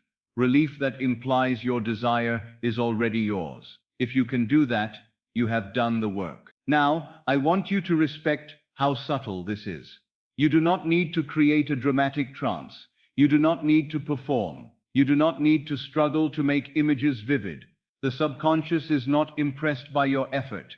It is impressed by your acceptance. A short scene, repeated gently until it feels natural, is enough. A single phrase, whispered inwardly with feeling, is enough. The question is always, do you feel it real? And the easiest way to feel it real is to do it at the threshold of sleep, when the mind is already drifting, when the body is already surrendering, when the senses are already dim. This is why I have called it the state akin to sleep. It is the doorway. It is the sweet spot where the conscious mind is quiet enough to stop resisting, but you are awake enough to direct your imagination. Let me describe it in a way you can recognize. You lie down, you relax the body. The breath slows. The muscles soften. There comes a point where you feel heavy, as though you could move if you wished, but you do not wish to. The outer world becomes distant. You may still hear sounds, but you do not care. You are not asleep, but you are not fully awake. That is the state. In that state, you take your desire and you clothe it in a simple imaginal scene that implies fulfillment. Not a long story, not many scenes, one short, repeatable moment. If you desire wealth, perhaps it is the feeling of holding a bank statement that implies abundance. Perhaps it is hearing a friend congratulate you.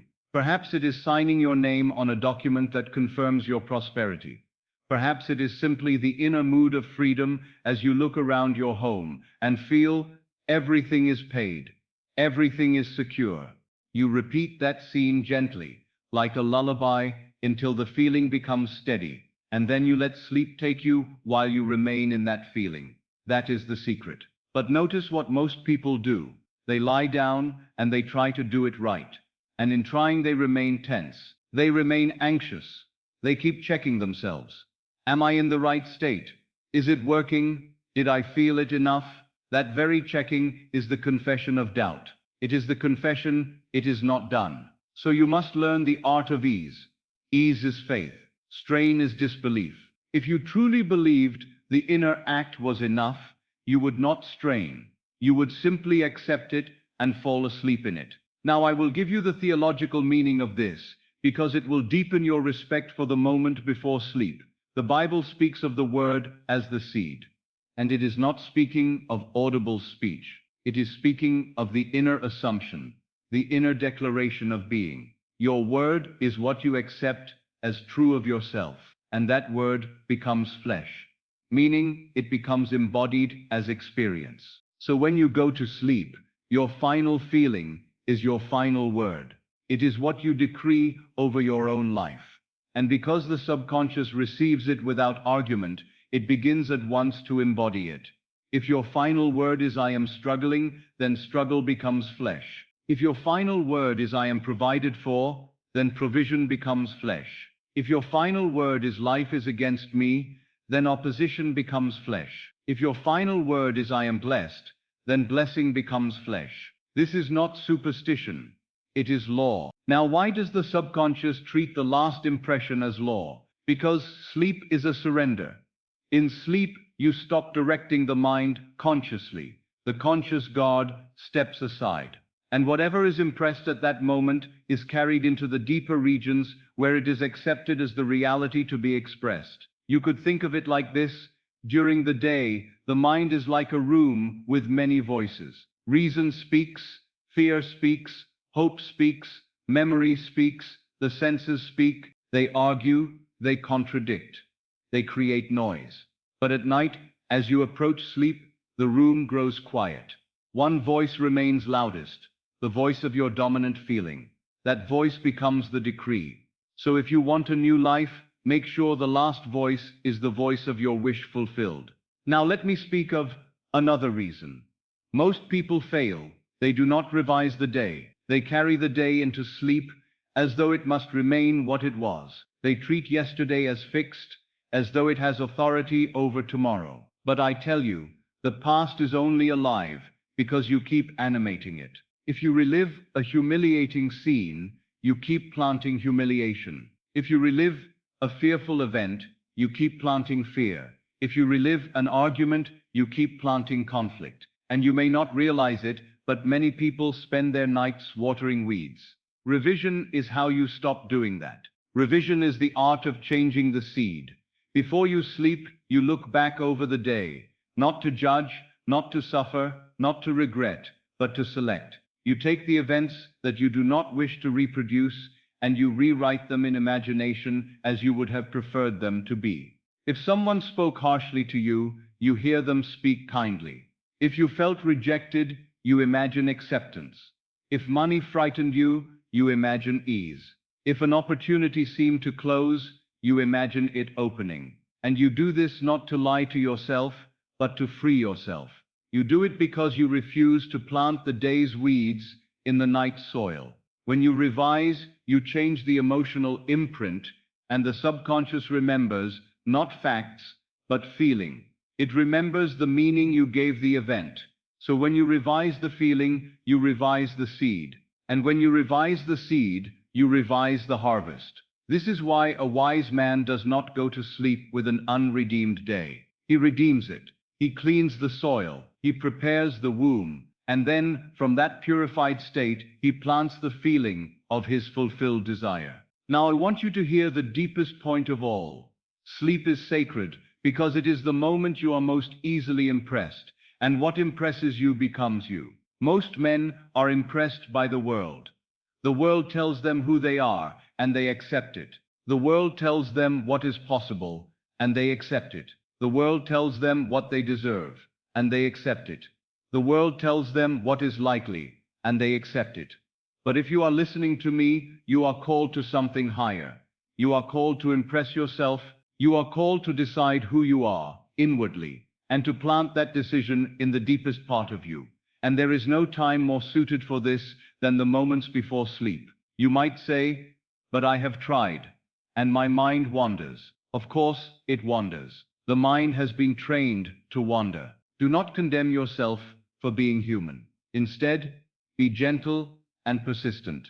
If the mind wanders to fear, bring it back. If it wanders to lack, bring it back. If it wanders to lack, bring it back. If it wanders to yesterday's pain, bring it back.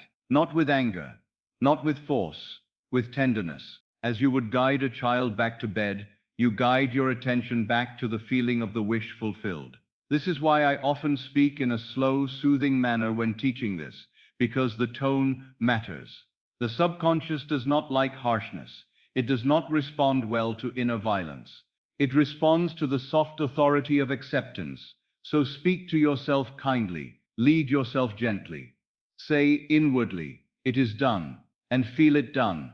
Now I will warn you of one subtle trap. Many people, when they hear that sleep is creative, become frightened. They think, then I must never have a negative thought at night. And that fear itself becomes the seed. Do not turn this into anxiety. That would defeat the very purpose. You do not need perfection. You need direction. If fear rises, do not panic. Simply replace it. If the day was hard, do not despair. Simply revise it.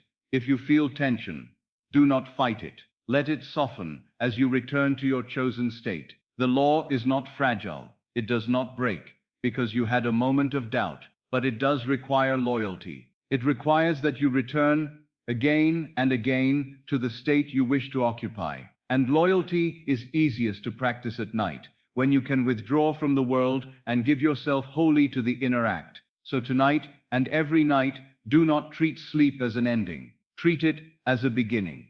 When you lie down, remember, you are entering the workshop. The day may have told you 100 stories.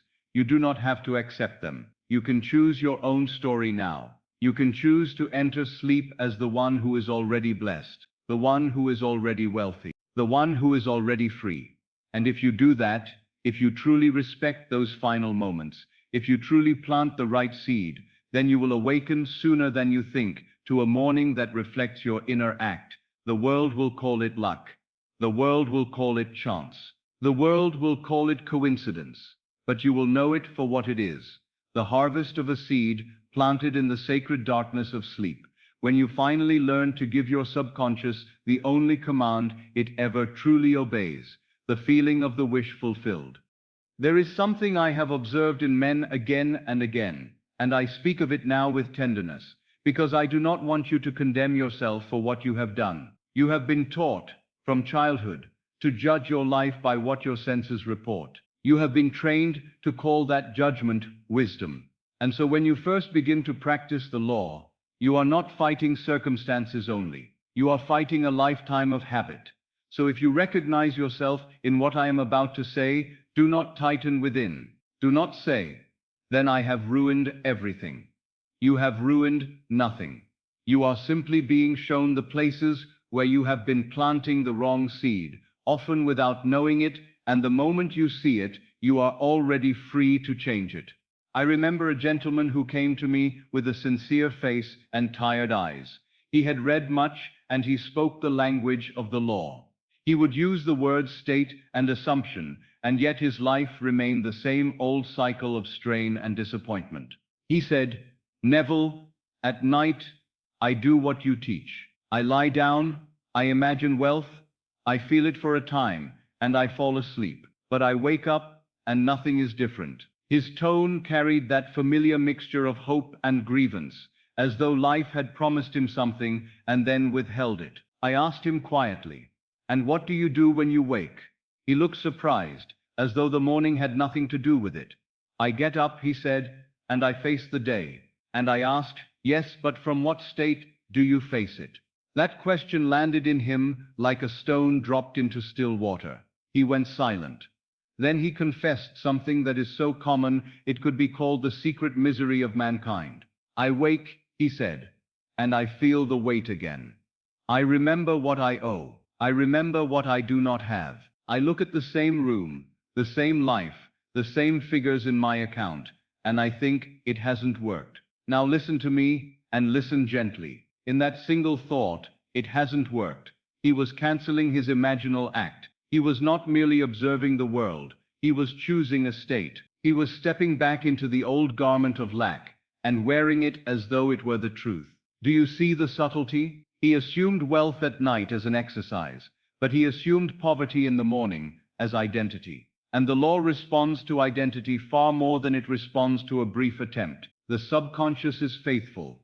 And when he rose and clothed himself again in the feeling of not yet, not enough, still missing, he gave the day its marching orders. I told him, "My friend, you cannot plant roses at night and water weeds at dawn. If you would see a different harvest, you must stop giving your mornings to doubt. And he said, But Neville, what am I to do when I open my eyes and the same facts stare at me? I smiled, for the question is the doorway to freedom. You do what you did at night, I said. You refuse to bow. You do not argue with the facts in bitterness. You do not pretend you have not seen them. You simply recognize that facts are the delayed echo of old assumptions. And when you wake, you do not use the echo as proof against the cause. You use the cause again. When you open your eyes, you do not say, nothing has changed. You say inwardly, with quiet authority, it is done. You rise as the one who has already received, even if the world has not yet rearranged itself to display it. That is faith. That is loyalty. That is the difference between those who prove this law and those who speak of it endlessly without harvest. I have seen men who could imagine beautifully at night, but destroy their work by breakfast. They would sit at a table and speak of prices rising, of wages insufficient, of the cruelty of the world, of how difficult it is to get ahead. They spoke as though they were merely being sensible, merely describing how things are. But do you know what they were doing? They were praying. They were praying poverty into being. For the spoken word is not merely sound, it is confession. And confession hardens into fact when it is backed by feeling. If you spend your day speaking of lack, you are not simply conversing. You are choosing a state and declaring it alive. I recall a woman of gentle spirit who told me, Neville, I do not understand why money never stays with me. It comes and then it slips away, always. She spoke softly, almost apologetically, as though abundance were something that might be embarrassed by her presence. And as I listened, I noticed how often she used certain phrases, as though they were stitched into her speech. We can't afford that. Money is tight. Things are hard these days. She did not say them with drama. She said them casually, like a woman repeating a familiar hymn. So I asked her, do you realize you are faithful to these words? She looked startled. I'm only being honest, she said. Everyone says it. And I replied, my dear, honesty to the senses is not the highest honesty. It is simply the habit of agreeing with what has already been created. She thought she was being practical, but she was building a world with every sentence. Her speech was not innocent, it was creative, and it was keeping her locked in the state she had learned to call normal. Now I do not ask you to become theatrical. I do not ask you to boast or to lie outwardly. I ask you to stop feeding the old state with your tongue. You can be quiet, you can be gentle, but you must be faithful inwardly. If someone around you speaks endlessly of hardship, you need not fight them. You need not preach at them. You can simply refuse to join them. You can let your silence be your loyalty. And within yourself, you return again to your chosen assumption, I am provided for, I am cared for, I am abundant. There is a difference between acknowledging an obligation and worshipping it. There is a difference between taking care of a bill and declaring yourself a victim of bills. The first is simple responsibility.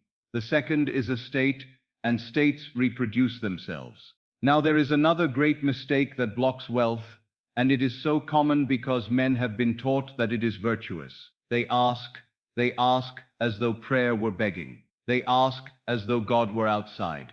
They ask as though supply were distant. They ask as though they were empty vessels waiting for someone to pour into them.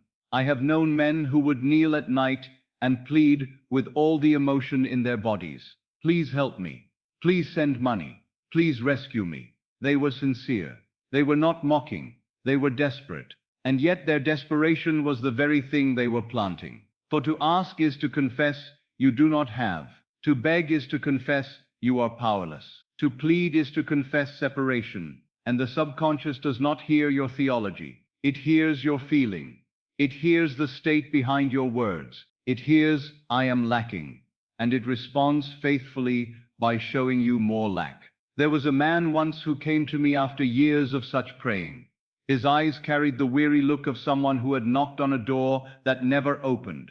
He said, Neville, I have prayed for years. Why does God ignore me? And I said, God has not ignored you. God has obeyed you. He grew angry, thinking I was cruel, but I was trying to free him. I asked him, when you pray, what do you feel? And he admitted, I feel afraid. I feel small. I feel like I am begging for scraps. So I told him, then, that is your prayer. Fear is your seed. Smallness is your seed. Begging is your seed. And the harvest is obedient to the seed. He could not accept this at first, because it offended the picture he had of himself as humble. But humility is not begging. True humility is knowing the source is within. True humility is accepting the gift already given, the gift of your own imagination. So I taught him the simplest shift. Stop asking and start assuming. Not with arrogance, not with strain, but with quiet consent. Instead of please give me, he began to whisper inwardly, thank you. It is done. Instead of help me, he began to feel, I am helped. Instead of send money, he began to enter the mood. I am already provided for. And I tell you, the moment he changed the state of his prayer, the outer world began to change, not in thunder, but in a series of natural events that looked to the world like chance. Now the fourth mistake is perhaps the most tragic, because it happens when you are at your most vulnerable. Many men go to bed afraid. They lie down with fear beside them like an unwanted companion. They do not call it creation. They call it just worrying. But worry is not harmless. Worry is imaginal activity in the wrong direction. If you fall asleep fearing tomorrow, you are not merely being cautious, you are planting tomorrow's fear. If you fall asleep dreading bills, you are planting bills that dread you back. If you fall asleep feeling unsafe, you are planting conditions that reflect that lack of safety. I want you to understand something. Fear is not only an emotion, it is a picture. It is always imagining. It imagines loss. It imagines embarrassment. It imagines failure. And if you go to sleep with that imaginal picture accepted, the subconscious takes it as instruction. I once spoke to a woman who had the habit of waking in the night with her heart racing. She said, Neville, I cannot stop it. I fall asleep. But then I wake and I think of everything that could go wrong. And I asked, what do you do in those moments? She said, I pray. But when she described her prayer, it was frantic. It was begging. It was bargaining. It was the same old confession of helplessness. So I told her, my dear, when you wake in the night, do not wrestle. Do not argue. Do not chase sleep as though it were running from you. Simply return to the feeling of safety. Return to the end. I taught her a small imaginal act, something so gentle she could do it even in a half-dream. I told her to imagine one simple thing, the feeling of sinking into deep comfort, as though she were being held by life itself. And with that, to repeat inwardly, all is well. I am safe. I am provided for. Not as a plea, as a statement. She practiced this, and at first she said, but I don't feel it. And I said, then feel it lightly. Do not demand. Do not force. Just turn toward it. For a mind in fear cannot be bullied into peace. It must be led. Within a short time, those night wakings lost their terror. And as her night softened, her days softened, for the night is the womb. What you conceive there, you deliver by day. Now the fifth mistake, and perhaps the one most men overlook, is that they do not revise the day. They carry the day into sleep exactly as it occurred, as though it must remain unredeemed. They go over their disappointments like a man rubbing a sore wound, thinking that by touching it again and again, he is somehow healing it. He is not, he is infecting it. I have watched men lie down and replay an insult 100 times. I have watched women lie down and relive a moment of rejection until they cried themselves into sleep. And the next day, the world offered them another insult, another rejection, another reason to cry. And they said, life is cruel, but life was only faithful. I tell you, the day must be revised before it is allowed to enter the subconscious as seed. Revision is not fantasy for its own sake. Revision is selection. It is choosing what you will allow to reproduce. If a man has had a harsh conversation, he does not go to bed with it burning in his mind. He takes it into imagination, and he changes it. He hears the other speak kindly. He hears himself speaking with calm dignity. He feels the warmth of peace where there was tension, and he repeats that revised scene until it feels natural. What happens then? The subconscious accepts the revised feeling as the true event. And because the subconscious is the source of tomorrow, tomorrow reflects the revision. Now, when I first began to speak of revision, many resisted it. They said, "But Neville, that is not what happened." And I replied, "What happened is not the point. What you are planting is the point. The past is not a stone. It is a state. And a state can be changed. The past lives only because you keep it alive in feeling. Change the feeling, and you change the living past, and therefore you change the future that grows from it. Let me tell you a simple story. A man once came to me after losing an opportunity that would have improved his income. He said, "Neville, the door closed. I missed it." He was bitter and embarrassed, and he went to sleep in that bitterness, night after night. He did not realize he was planting a world in which doors close and he misses them. I asked him, "Before you sleep, do you relive the moment you were rejected?" He said, "Of course. I can't stop thinking about it." And I said, "Then you are accepting it. And what you accept, you reproduce." I taught him to revise that one scene. Instead of hearing no, he heard yes. Instead of seeing the door close, he saw it open. Instead of feeling humiliation, he felt gratitude and calm success. He did this not once, but nightly, until the sting left his body. And then, in a way that surprised him, another opportunity appeared, greater than the one he thought he lost, and it came through a different channel entirely. He said, "Neville, it is as though the world changed its mind about me." And I told him, "No, you changed your mind about yourself." That is what revision does. It removes the poison from the day before the day is planted again. So if you want wealth, understand what you are really doing. You are not trying to make money appear out of thin air. You are trying to stop agreeing with the state that blocks money. You are trying to become inwardly faithful to abundance instead of faithful to lack. And the mistakes I have described are not moral sins. They are simply acts of misplaced faith. When you doubt in the morning, you are placing faith in the evidence instead of in the cause. When you speak of poverty, you are placing faith in the old story instead of in the new identity. When you ask instead of assume, you are placing faith in separation rather than in unity. When you sleep with fear, you are placing faith in loss. When you do not revise the day, you are placing faith in yesterday's weeds. But faith can be redirected, and that is the comfort of this teaching. You are not trapped. You are not doomed. You are not stuck with your habits forever. The moment you see what you have been doing, you can begin to do something new. So tonight, and from tonight forward, be gentle with yourself, but be firm in your loyalty. When you wake, and the old facts stare at you, do not bow. Do not let the morning be your judge. Let the morning be your reminder. These are shadows. I am the cause.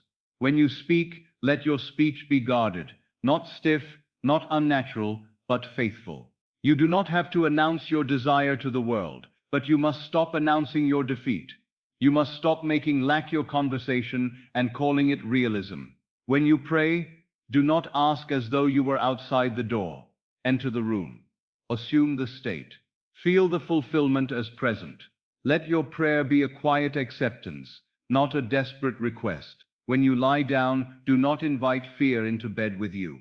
If fear rises, do not fight it violently. Turn away from it gently. Replace it with the feeling of safety, with the feeling of it is handled. Let relief be your companion. And before you sleep, do not carry the day unredeemed. Look back with calm eyes and select what you will plant. Take the moments that hurt you and rewrite them in imagination until the hurt dissolves. Take the moments that frightened you and remake them in peace. Take the moments that suggested lack and replace them with sufficiency. This is not denial. This is creation. You are not running from truth. You are choosing the only truth that matters, the truth of the state you will live from. And if you do these things, you will notice something very beautiful. The struggle begins to soften. The pressure begins to lift. Not because the world suddenly becomes kind by chance, but because you have stopped feeding the old world within you. You have stopped giving it your mornings, your speech, your prayers, your nights, your unrevised days. You will begin to feel a quiet power returning to you, a steadiness, a calm, a sense that you are no longer at the mercy of events. That feeling is the early sign of transformation. That feeling is wealth consciousness, waking up. For wealth begins, always, as a change in state. And the moment you stop making these unconscious mistakes, without guilt, without harshness, simply with awareness, the current of your life begins to bend in a new direction. Not with panic, not with frenzy, but with the slow, inevitable obedience of the world to the man who has finally learned where the cause truly is. And now, because you understand these pitfalls, because you can recognize them with compassion rather than shame, you are ready for something that will change your nights entirely. You are ready to learn to revise deliberately, to enter the state akin to sleep with intention, and to plant not fear, not doubt, not lack, but the feeling that implies your wealth is already yours. There is a tenderness you must bring to this work, because money, for most men and women, is not only figures and paper. Money has become an emotion. It has become memory. It has become a voice that speaks in the tone of your mother, your father, your teachers, your early disappointments. And so when I tell you that revision can heal your financial life, I do not mean that it merely changes an account. I mean it changes the hidden agreement you made with life long before you understood you were making it. For many, the true wound is not the unpaid account itself. The true wound is the feeling that came with it. The tightness in the chest when the letter arrived. The hot flush of shame when you had to say, "Not today." The quiet humiliation of counting coins, hoping no one noticed. The strange sense of being smaller than other men, not because you were less, but because you had accepted a state that made you feel less, and the world, being faithful, has reflected that state again and again, until you began to think it was destiny. Now I tell you, it is not destiny. It is memory, and memory can be revised. When you hear the word revision, you must not think of it as pretending for the sake of comfort. Revision is not a trick. It is not a lie. It is the deliberate reselection of the seed you will allow to grow. If the past you remember is a past that continues to produce fear, then it is not truly past. It is present. It is alive in you, and anything alive in you is creative. So we do not wrestle with the outer world first. We go to the inner world where the cause is, and we change what is alive there. I want you to understand how the subconscious sees your financial story. It does not see years and dates as the historian sees them. It sees feeling. It sees meaning. It sees the emotional stamp you placed upon an experience. When you remember an unpaid bill and you feel dread, the subconscious hears, "I am still threatened." When you remember a debt and you feel shame, the subconscious hears, "I am still unworthy." When you remember a loss and you feel resentment, the subconscious hears, "Life takes from me." And because it is faithful, it reproduces what it hears. So revision is the art of changing what the subconscious hears when you think of money. Let us begin with the simplest and most common wound, the unpaid account. There are people who cannot even open an envelope without a small panic rising. They do not call it fear, they call it being responsible. But responsibility is calm. Panic is a confession. Panic is the state of one who believes he is in danger. If you have such memories, you will revise them not with force, but with gentleness. Tonight, or any night, you will sit quietly before sleep, and you will let the scene come up in imagination. Do not choose the most terrifying moment first. Choose one you can touch without being overwhelmed. Perhaps it is the moment you looked at the amount due. Perhaps it is the moment you put the letter down and felt your stomach sink. Perhaps it is the moment you thought, how will I do this? Now you do not watch it from a distance. You enter it. You become the one who is there. And then you change only one thing, the feeling. You imagine the same letter in your hands, the same paper, the same envelope. You feel the texture of it. You see the familiar markings. But now, instead of the words that once struck you like a blow, you allow your inner eyes to see something that changes everything. You see, stamped across it, simple, final, calm, paid in full. And you do not hurry past it. You linger in the relief. You let the chest loosen. You let the breath deepen. You let the body receive the sensation of safety. You may even imagine a clerk's voice, kindly, matter of fact, saying, "It has been taken care of." You do not beg for this. You accept it as though it has already happened. Then you repeat the revised scene until it begins to feel natural, not like a dramatic miracle, but like the most ordinary conclusion in the world. Because in truth, the state of being provided for is ordinary. It is only your old habit that made struggle feel normal. When the relief comes, even lightly, you have done the work.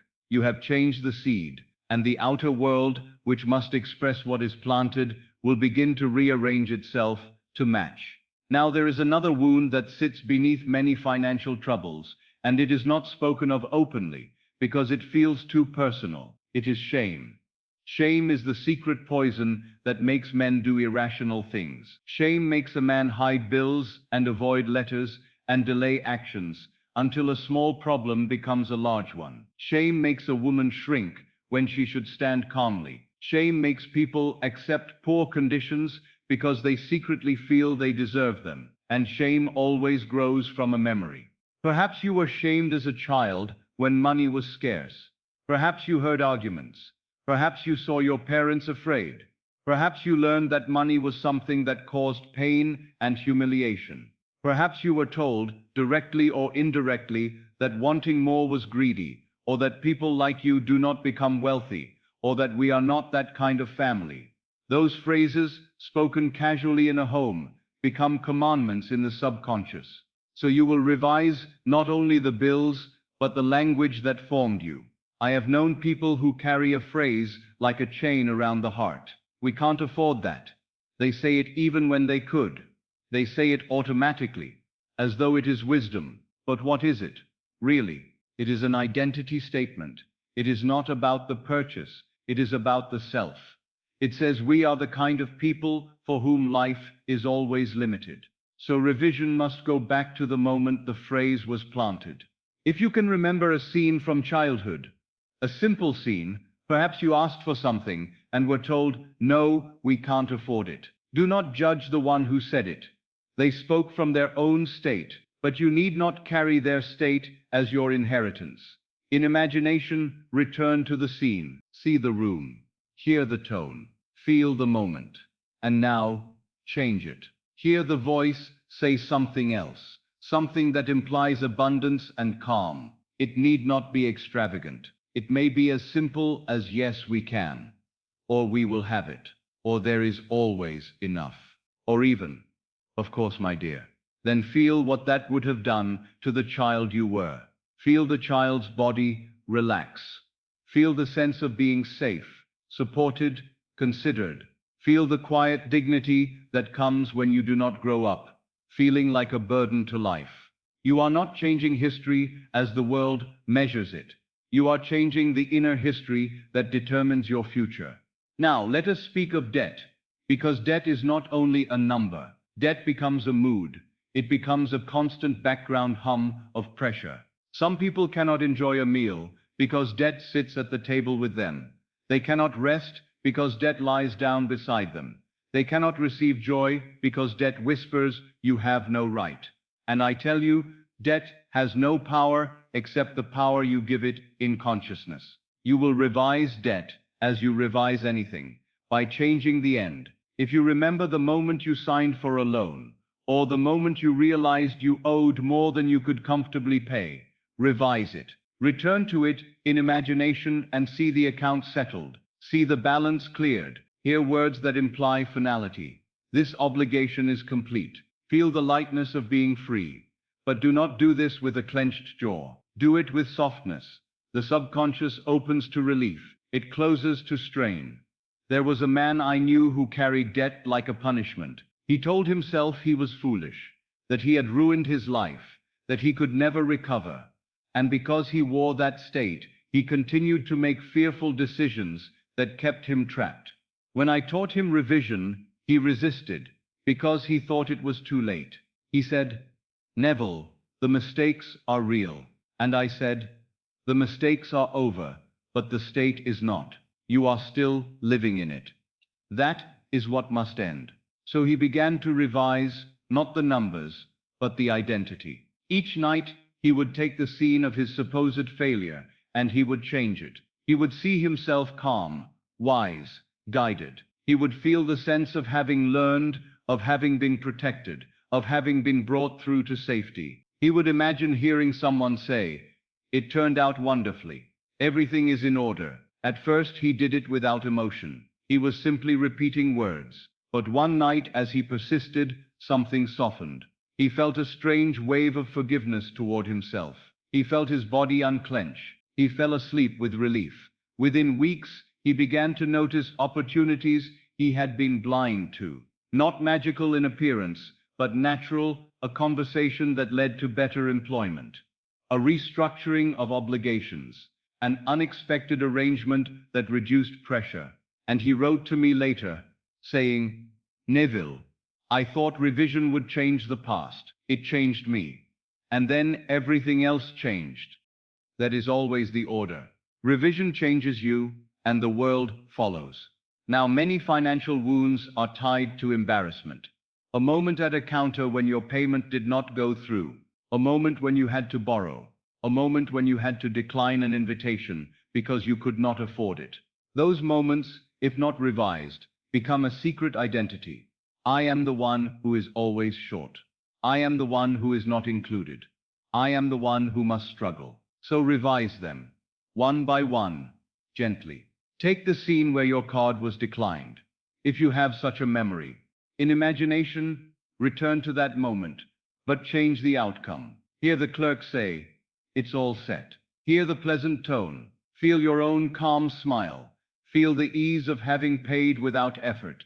Feel yourself walking away with dignity, without the heat of shame. If you once borrowed money and felt small, revise it. Return to that scene and become the giver. Feel the warmth of generosity. Feel your own abundance. Hear the other, "Thank you." Let the subconscious learn a new role for you, not the one who pleads, but the one who provides. If you once had to decline something because of money, revise it. Hear yourself say, "With ease, of course." Feel the freedom of saying yes, without fear. Feel the lightness of living in a world where money is not a wall. Now someone will say, "But Neville, is it not dishonest to rewrite it?" And I answer you plainly, you are rewriting it already. Every time you remember it with shame, you rewrite it as punishment. Every time you relive it with bitterness, you rewrite it as defeat. You are not leaving it untouched. You are actively impressing the subconscious with a version of the past that keeps producing pain. So choose a better version. Choose the version that implies your dignity, your safety, your worth, your abundance. I have seen deep emotional release come from this alone. I have watched men weep, not from sadness, but from the sudden lifting of a burden they did not know they were carrying. They thought they were fighting money. They were fighting a story, and the story ended when they revised it. Let me share with you a few accounts from those who practiced, because nothing steadies the mind like living testimony. There was a woman who had grown up in a home where money was always spoken of with dread. She had heard arguments late at night. She had watched her mother hide bills. She had learned that money meant danger. When she married, she carried that feeling with her. And though her husband earned well enough, she could never relax. She would watch every purchase as though it might bring disaster. She would lie awake fearing an unexpected expense. And naturally, expenses appeared, as though life itself were confirming her fear. When she learned revision, she did not begin with her adult bills. She went back to the childhood scenes. She revised them gently. She imagined her parents speaking calmly. She imagined laughter around a table. She imagined a sense of being provided for. She imagined her mother opening letters with ease. She imagined her father's shoulders relaxed. Night after night, she revised the atmosphere of her home. And then she told me something extraordinary. Though it is actually the most natural thing in the world, she said, "Neville, I woke up one morning and for the first time in my life, I did not fear money. I didn't have more money that day, but I had a different relationship with it, and it felt like freedom. And from that inner freedom, outer changes followed as surely as dawn follows evening. Opportunities came. The home became calmer. Decisions became wiser, because they were not made from panic. And when money came, it stayed, because she no longer pushed it away with fear. Another gentleman had carried a deep humiliation from youth. He had been poor among boys who were not. He had worn clothes that made him feel exposed. He had been mocked. He had promised himself that one day he would be rich, but the promise was made in pain, and so his desire was tangled with resentment. He would strive and then sabotage.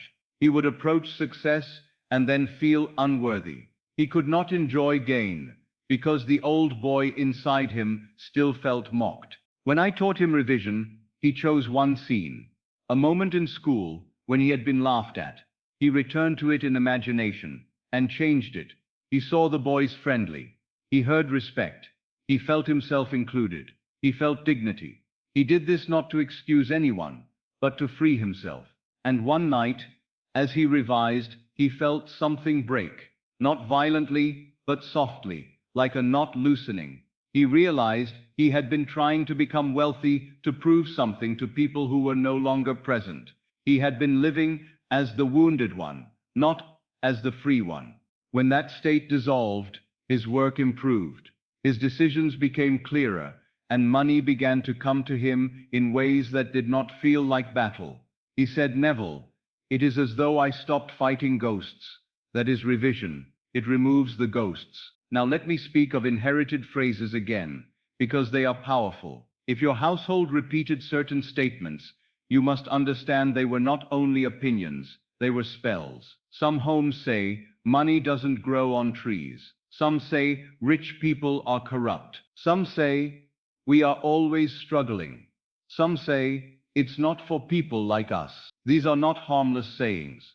They are state-creating confessions, and they become the inner atmosphere in which a child grows. So revise the phrases. Take one phrase that has lived in you perhaps without your noticing. Hear it as it was spoken. Then hear it spoken differently. Let the new phrase be simple and calm, not fantastical. Let it imply security. Let it imply supply. Let it imply worth. Here, there is always enough. Here, we are provided for. Here, life supports us. Here, we are fortunate. Here, we have more than we need. And feel what that does to the body. Feel how it changes your posture inwardly. You are changing your inner home. And when the inner home changes, the outer life rearranges. Now I want you to go even deeper, because there is a very specific kind of pain around money that many never confess, not even to themselves. It is the feeling that money is tied to love. Some grew up feeling that if money was scarce, love was tense. If money was plentiful, love was easier. And so they developed a secret fear. If I have money, I will be safe and loved. If I do not, I will be rejected. This is a terrible burden to place upon money, because then money becomes your guardian, and you will always fear losing it. Revision heals this too. By restoring the true foundation, your worth is not earned. Your worth is assumed. You are not valuable because you have.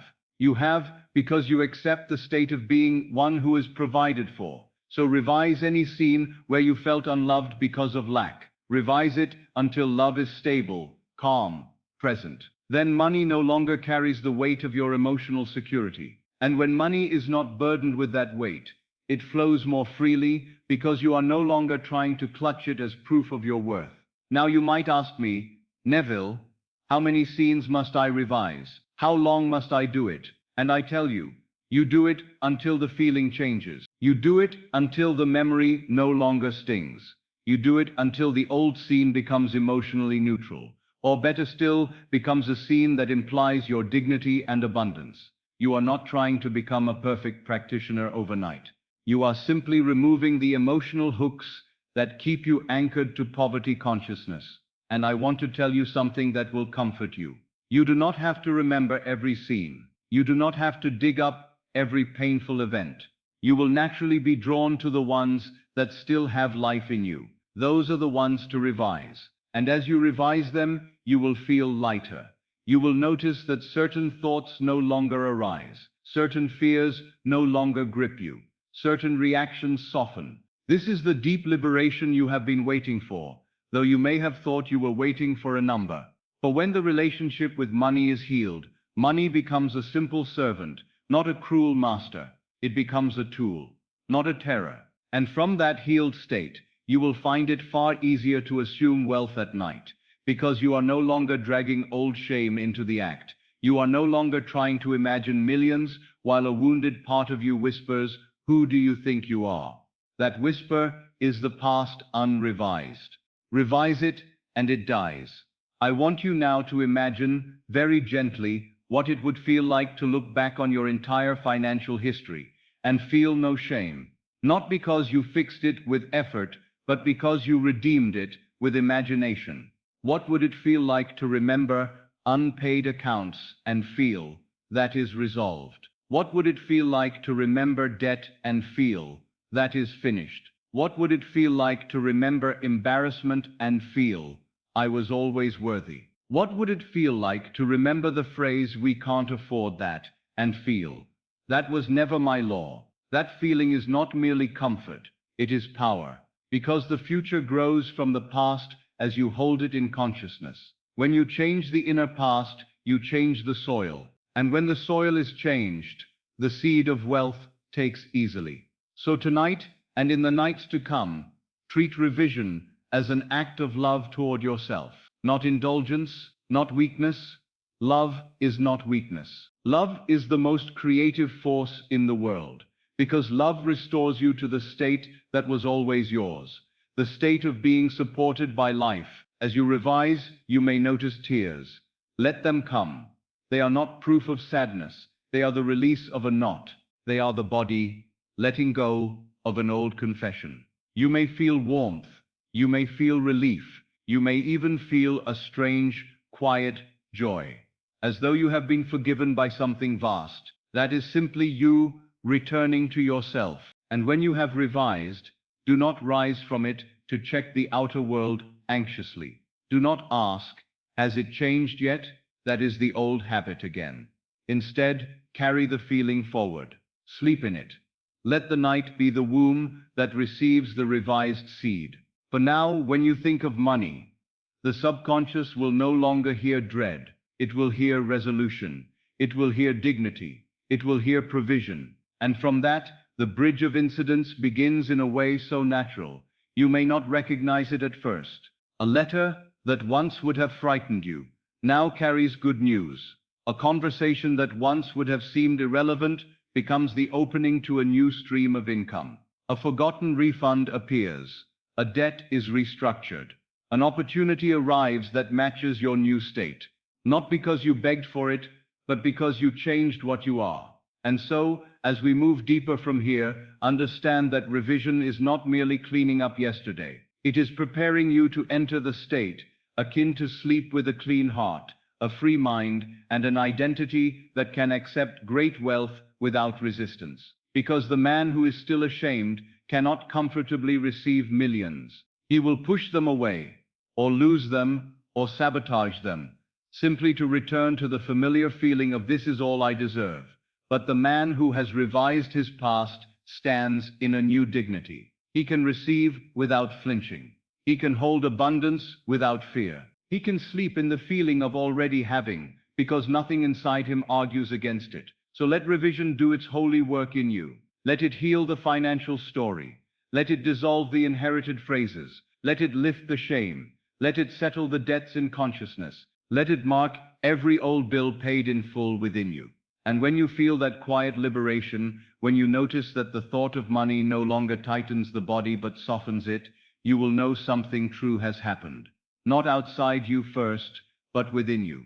And what happens within you, I tell you, with all the certainty of my own experience, must, in its own appointed way, harden into fact. Now, my friend, after all that has been said, after the old story has been softened and the inner soil has been cleansed, we come to a quieter place. We come to the part of the night where you stop listening with the intellect and you begin to receive with the deeper self. This is the moment where you do not try to solve anything. You do not try to figure out how it will happen. You do not argue with life. You do not rehearse your concerns. You simply prepare to enter the chamber where all creation is impressed. So let us slow down together.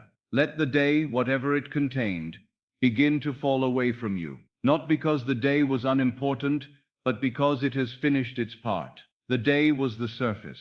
Tonight we go beneath the surface. If you are lying down, allow the body to take its time. Do not rush into stillness. There is no need to force a posture. The body is not a machine to be commanded. It is a faithful servant, and it yields most beautifully when it feels safe. Let your shoulders settle. If you notice any tightness, do not fight it. Simply notice it. And as you notice it, allow it to loosen, as though warm water were being poured over the muscles, softening them from within. Let the jaw relax. Many carry their whole day in the jaw. Let it release. Let the tongue rest easily. Let the forehead smooth itself.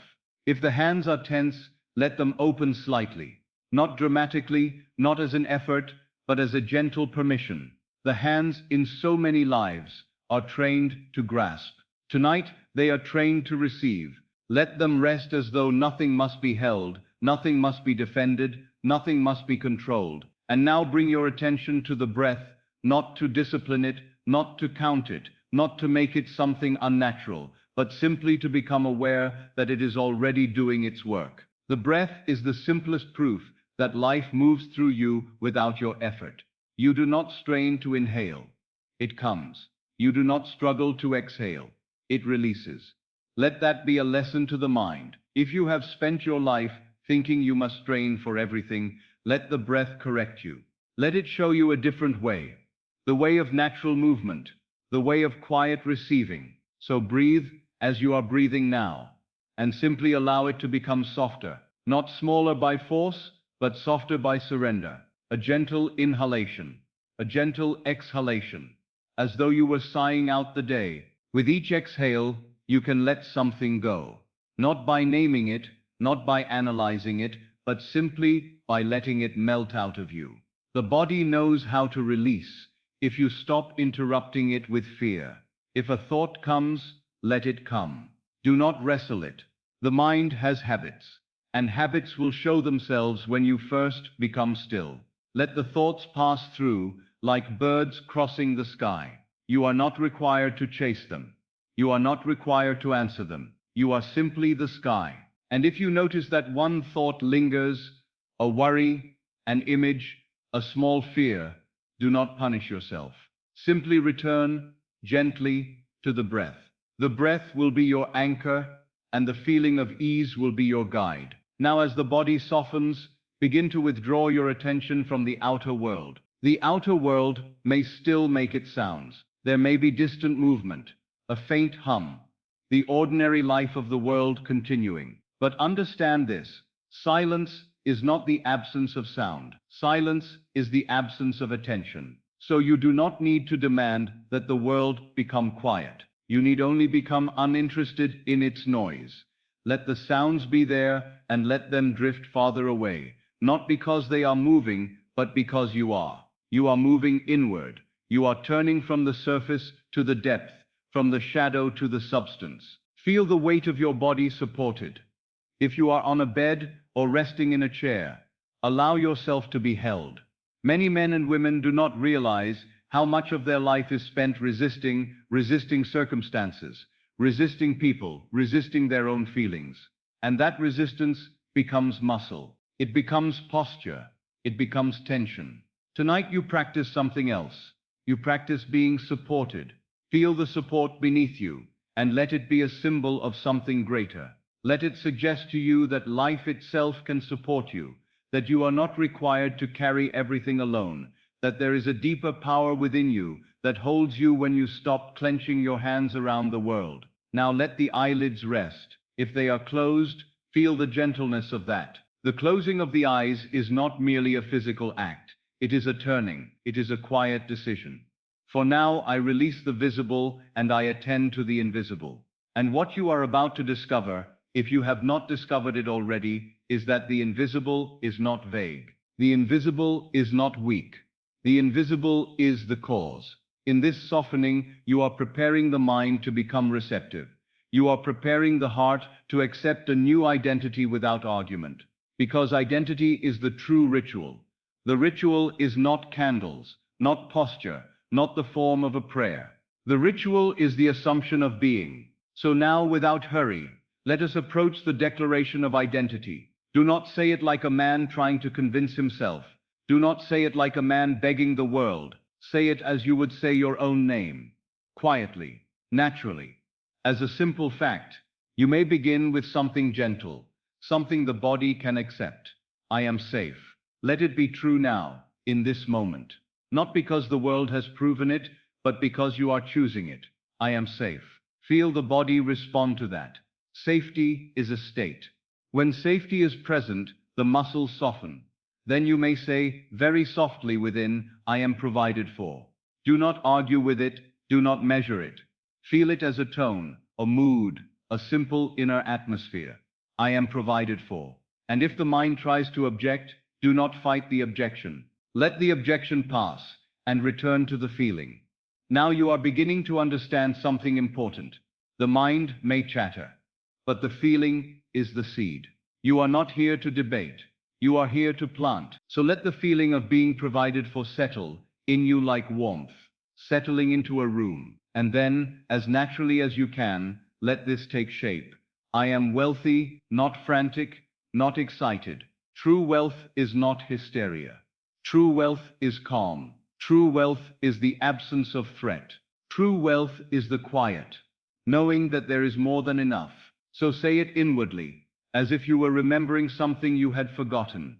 I am wealthy. And as you say it, do not force images. You do not need to see piles of money. You do not need to count numbers. You need only feel what the wealthy one feels. What does the wealthy one feel?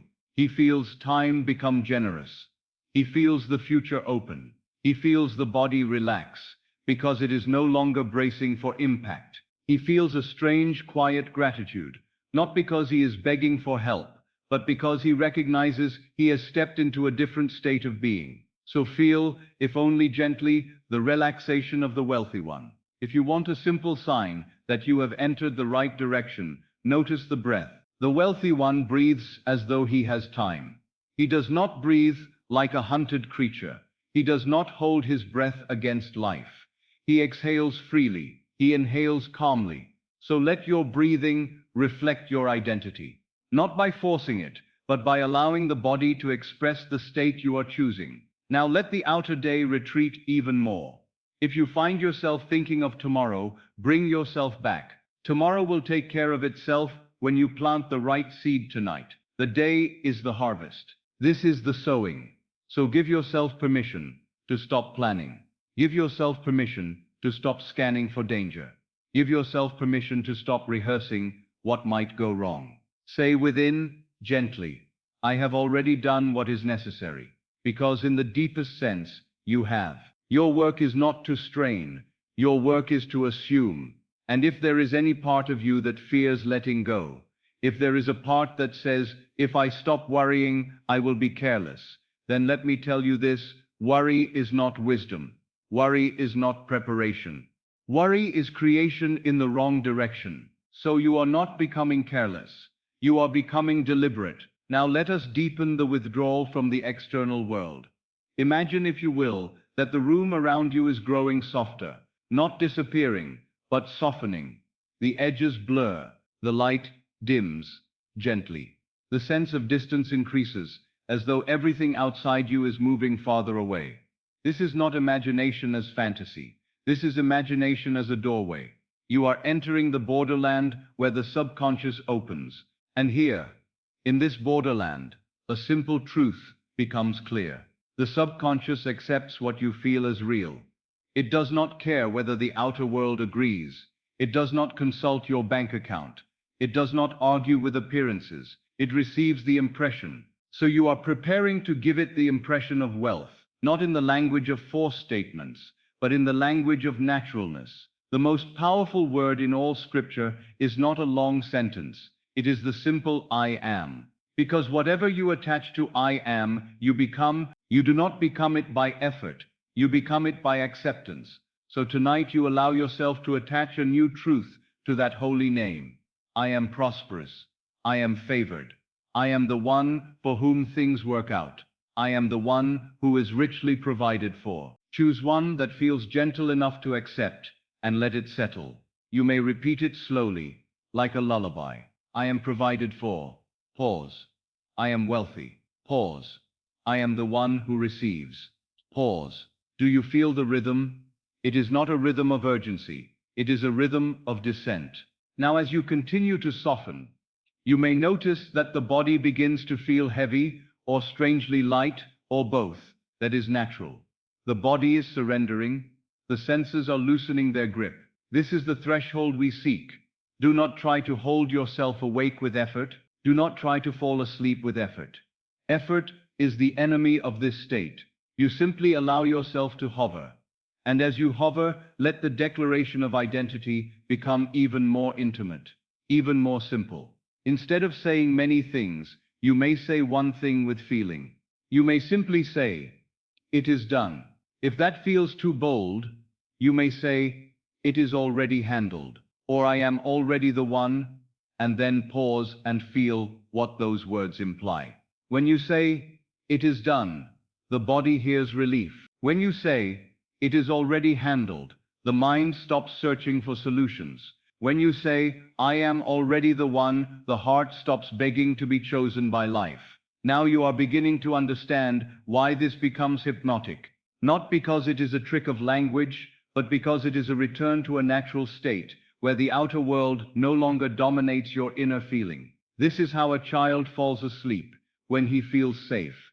His mind does not argue, his body yields, his heart rests, and sleep takes him.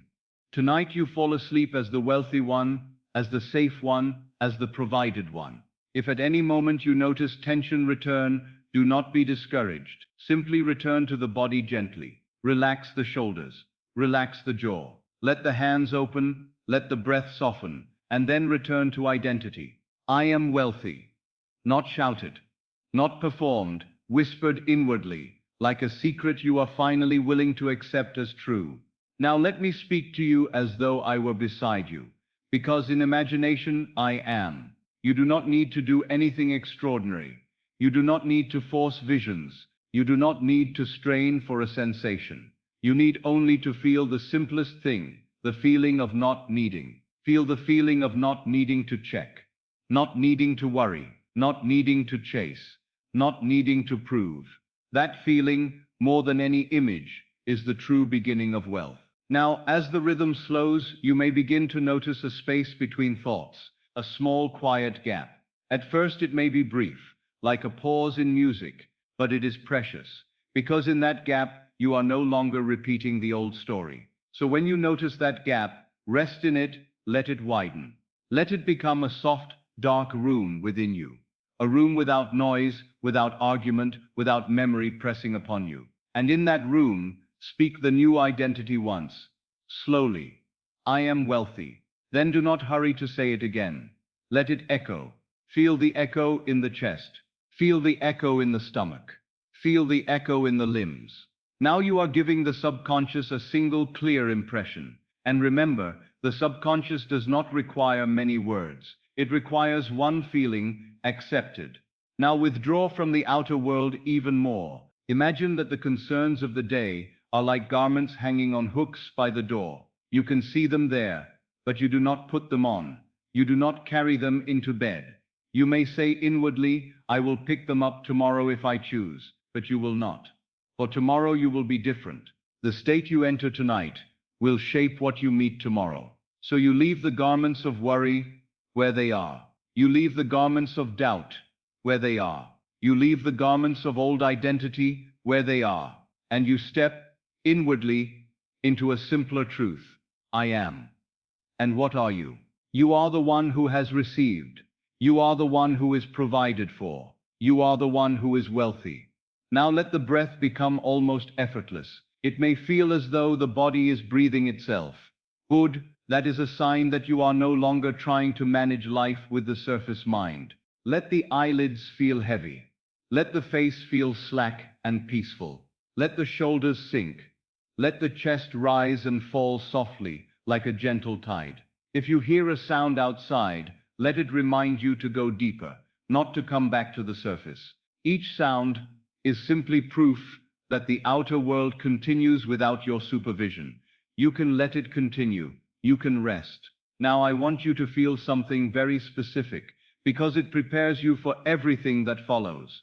Feel the dignity of wealth, not the pride of boasting, but the dignity of being settled, the dignity of being able to meet life without shrinking, the dignity of being able to give without fear, the dignity of being able to say yes without panic, the dignity of knowing that you are not at the mercy of the world, because the world is at the mercy of your state. Let that dignity become your posture inwardly, even as you lie down. A wealthy man does not clutch the bed. He rests. A wealthy woman does not brace for tomorrow. She sleeps. So sleep begins now, not as unconsciousness, but as a sacred descent into the creative chamber. You may repeat one simple line with your breath in a way that carries you downward. On the inhale, I am. On the exhale, wealthy. Inhale, I am. Exhale, wealthy. And each time you do it, let it feel more ordinary, more true, more natural, as though you have always been this, and you are simply returning to it. If you feel yourself drifting, let yourself drift. Do not snap back awake. Do not try to control the edge of sleep. The edge of sleep is where we want to be. And as you drift, if words become difficult, let them become fewer. You may drop everything but the feeling of being safe, the feeling of being provided for, the feeling of being wealthy. Let that feeling be your last companion. And if you notice the old habit trying to rise, some last-minute review of problems, do not scold it, simply answer it with one gentle truth, and then return to softness. Answer it with, it is already handled, and then breathe, and then soften, and then let the outer world go. Because, from here onward, the work becomes quieter, deeper, more dreamlike. The mind will begin to accept what the heart has chosen. The body will surrender. The threshold will open. And you will be ready, not to think about wealth, but to be it. So rest now. Let the breath carry you. Let the body sink. Let the world fade. And let the identity remain, simple and final, like a whispered prayer that is not a request, but a recognition. I am wealthy. And now, my friend, we move into the very heart of it. We move into that quiet borderland where the body is heavy, the senses are dim, and imagination becomes the only active reality. I will speak slowly, as one speaks to a sleeping child. I will not hurry you. I will not crowd you with words. I will guide you with simple scenes, simple sensations, and simple inner phrases, so natural that you can follow them even as you drift, even as you begin to sleep. You are not required to stay awake for this. In fact, it is better if you do not try. Let sleep come when it wishes. The seed is planted most perfectly when the mind stops resisting. So where you are now, allow the body to be still, not stiff, not forced, simply still. Feel the bed beneath you or the chair supporting you, and let that support become the symbol of a greater support. Let it suggest to you that you do not have to hold yourself up by strain. You can be carried. Let your breathing be gentle. Let the breath come and go like a tide. Each exhale loosens the day. Each inhale draws you deeper inward. If thoughts rise, let them rise and let them pass. You are not their servant tonight.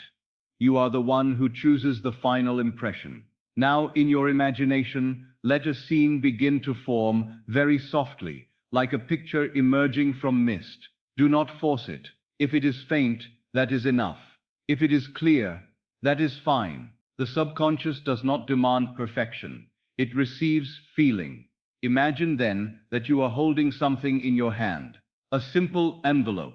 Not a dramatic thing, not a theatrical symbol, but an ordinary envelope with an extraordinary meaning.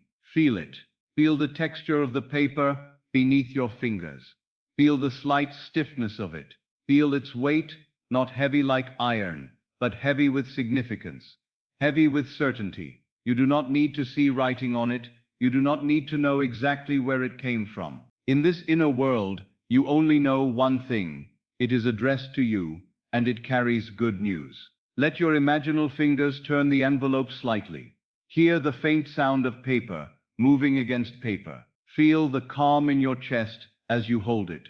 Not excitement, not frenzy, calm. The calm of the one who already knows. And now slowly, as though you have all the time in the world, imagine opening it. Feel the edge of the envelope give way. Feel your finger slide along the seam. Hear that soft tearing sound, quiet and clean. Inside is a document. You draw it out gently. You do not rush. You do not snatch. You receive. Feel the smoothness of the paper. Hold it in both hands, and let the paper rest there, as though it belongs there, as though your hands have been holding such things all your life. Now, without strain, allow your inner eyes to notice one thing on the page. Your name. Just your name, clear and unmistakable. And as you see your name, feel something settle in you, like a long argument ending, like a door closing on doubt, like a weight dropping from the shoulders. It is for me. It is mine. And now perhaps you see a number. Perhaps you do not. It does not matter. If you see a number, let it be large enough to imply freedom, ease, abundance beyond strain. But do not try to count it. Do not fuss over it. Numbers are not the power. The state is the power. So if a number appears, let it be only a symbol, like a flag planted on a mountain to say, I have arrived. And as you look, do not let your heart jump into disbelief. Let your heart rest into acceptance. Of course this is mine. Of course this has come. Now listen closely, because I will give you a short phrase to hold while you feel this scene. Do not say it like a plea. Say it like a fact. I have already received. Say it inwardly, very softly, and then pause. I have already received. Pause again, and feel what it means. It means the waiting is over. It means the struggling is finished. It means the world no longer has the final word, because you have spoken first in the place that creates. So once more, slowly, I have already received, and now let the feeling of relief grow a little. Not forced, not manufactured, simply allowed, like warm light spreading through the chest. Relief is a sign. It is the sign that the wish is fulfilled. It is the sign that you have stepped into the state. Now let the paper in your hands become even more real by touch. In imagination, run your thumb lightly along the edge. Feel the crispness. Feel the dryness. Feel that it is truly there.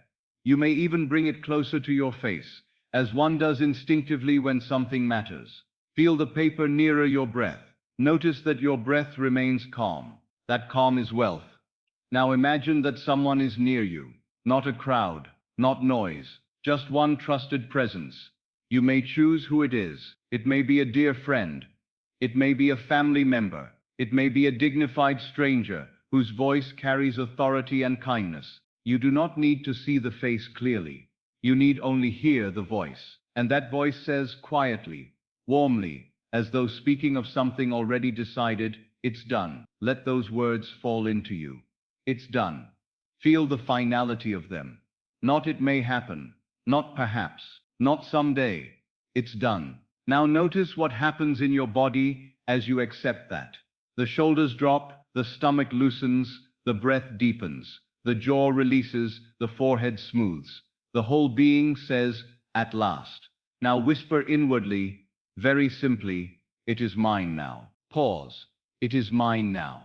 Do not hurry to the next thought. Let the sentence echo as feeling. Now gently, let the scene shift slowly, like turning a page. You are still you. Still calm. Still receiving. Imagine you are seated at a simple table. It could be in a quiet room or an office, or a place of dignity and stillness. The details do not matter. What matters is the mood. On the table before you is a pen, a plain pen, solid, reliable. And beside it is that document. Your name is there. The proof is there. Now, in imagination, take the pen. Feel it between your fingers. Feel its weight and the slight coolness of it. You lower the tip to the place where your signature belongs, and you sign slowly, deliberately. Not as a desperate man trying to make something happen, but as a wealthy man accepting what is already his. As you sign, feel a deep quiet satisfaction, like sealing a promise. When you finish, set the pen down gently, and feel this. The moment you sign, something in you settles permanently. The inner self says, I have agreed. The inner self says, this is who I am. Now allow yourself a small inner smile, not the smile of surprise, but the smile of recognition, and whisper inwardly, I am the one who receives. Pause. I am the one who receives. Now imagine you fold the document once, just once, and place it into an envelope or a folder, as though it is a natural part of your life. You are not trembling, you are not frightened of losing it, you are calm because you know the true document is not paper. The true document is the state you occupy. So feel that state. Feel yourself as a person for whom money is no longer a fear. Feel yourself as a person for whom provision is natural.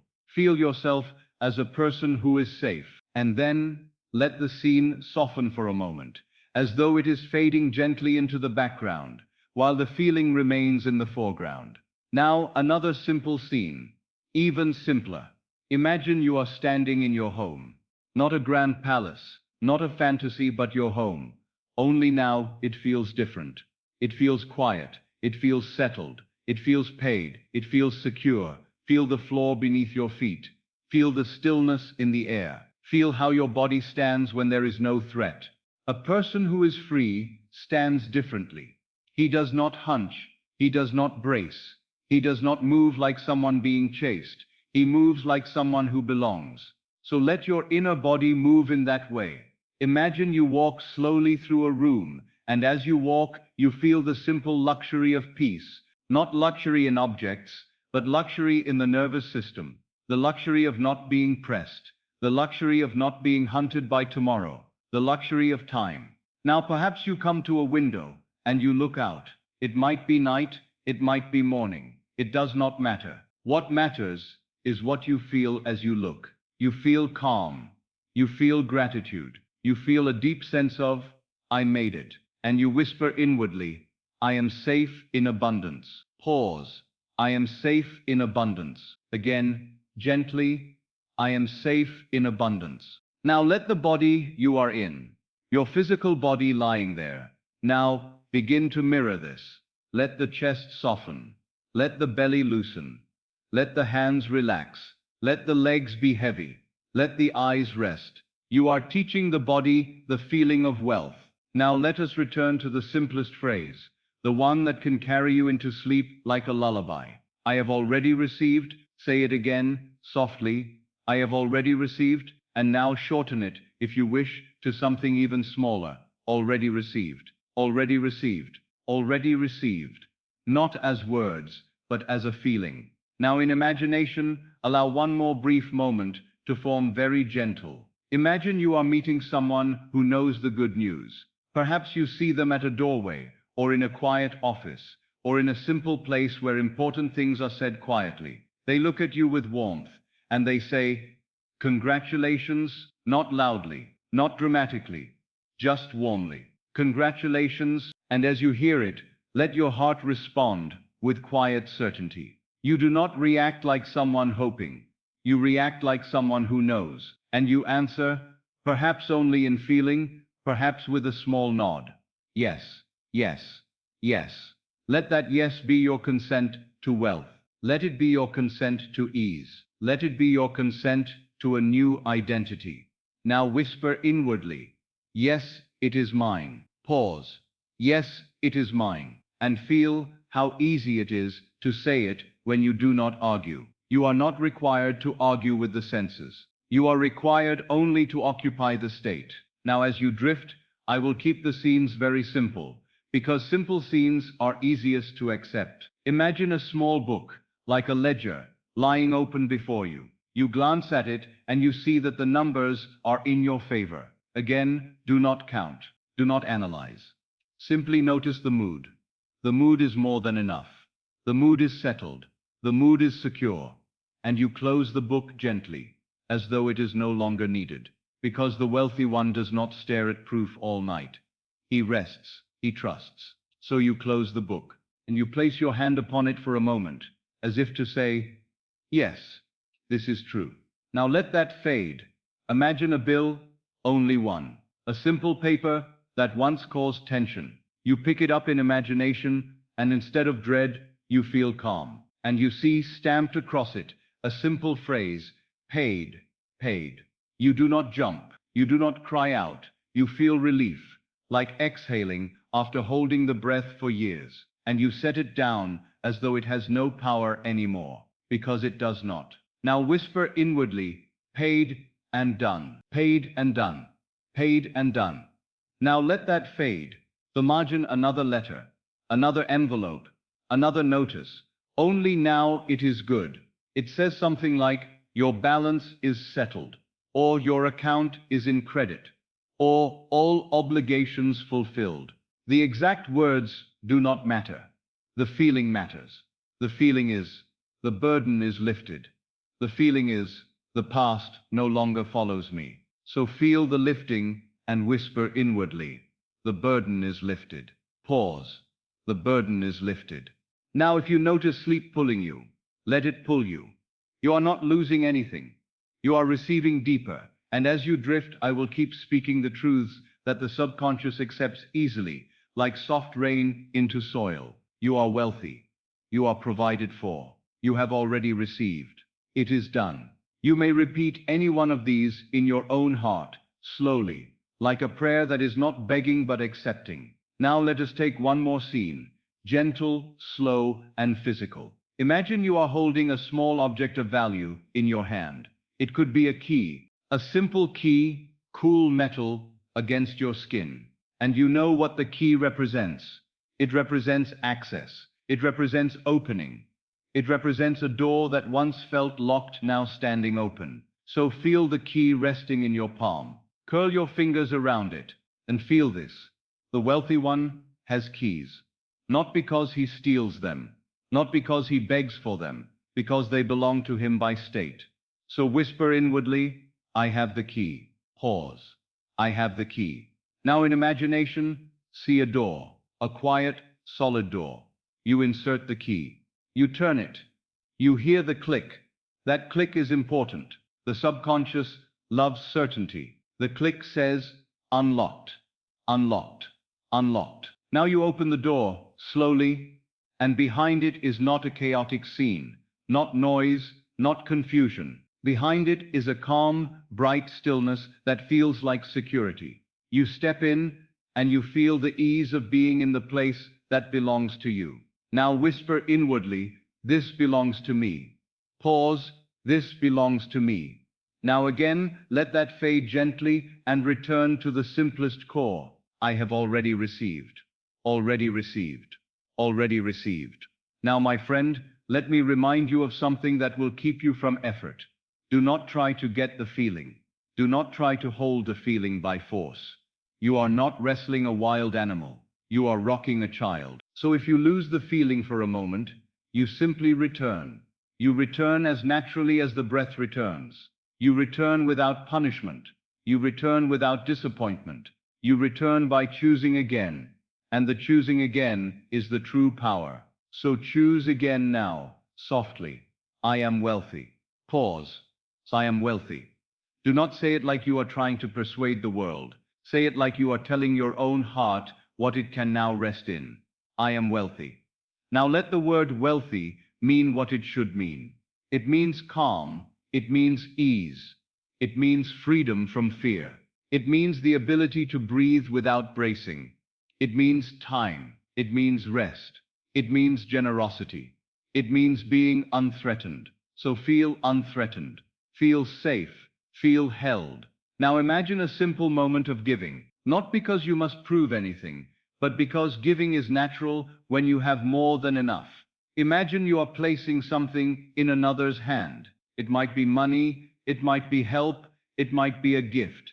Feel the warmth of your own generosity. Feel the ease of it. The wealthy one gives without fear, because he knows his source is infinite. So whisper inwardly, I give with ease. Pause. I give with ease. Now if you are tempted to think, but I do not have it yet, let that thought pass like smoke, and replace it gently with the only thought that matters tonight. I have already received. This is the seed. This is the impression. This is the law you are giving to the subconscious. Now let us become even slower. Let the words become fewer. Let the spaces between them become longer. I will speak, and you may simply feel. I have already received. Pause. It is done. Pause. I am wealthy. Pause. I rest in abundance. Sir. Pause. Everything is handled. Pause. Now imagine yourself lying down, exactly as you are now. But in the imaginal sense you are lying down, as a rich one. Not rich in pride, rich in peace, rich in safety, rich in certainty. And feel what it is like to fall asleep with nothing to fear. Feel what it is like to fall asleep with the sense that tomorrow is friendly. Feel what it is like to fall asleep not as a beggar pleading, but as a creator consenting. Now the scene becomes very simple again. Imagine you hear, faintly, like a memory, like a voice in the distance, the words you are provided for. Let that be spoken to you. You are provided for, and you answer inwardly, yes, yes, yes. Now let that yes carry you, because when you say yes inwardly, you are no longer resisting. And the subconscious cannot outpicture resistance, but it must outpicture acceptance.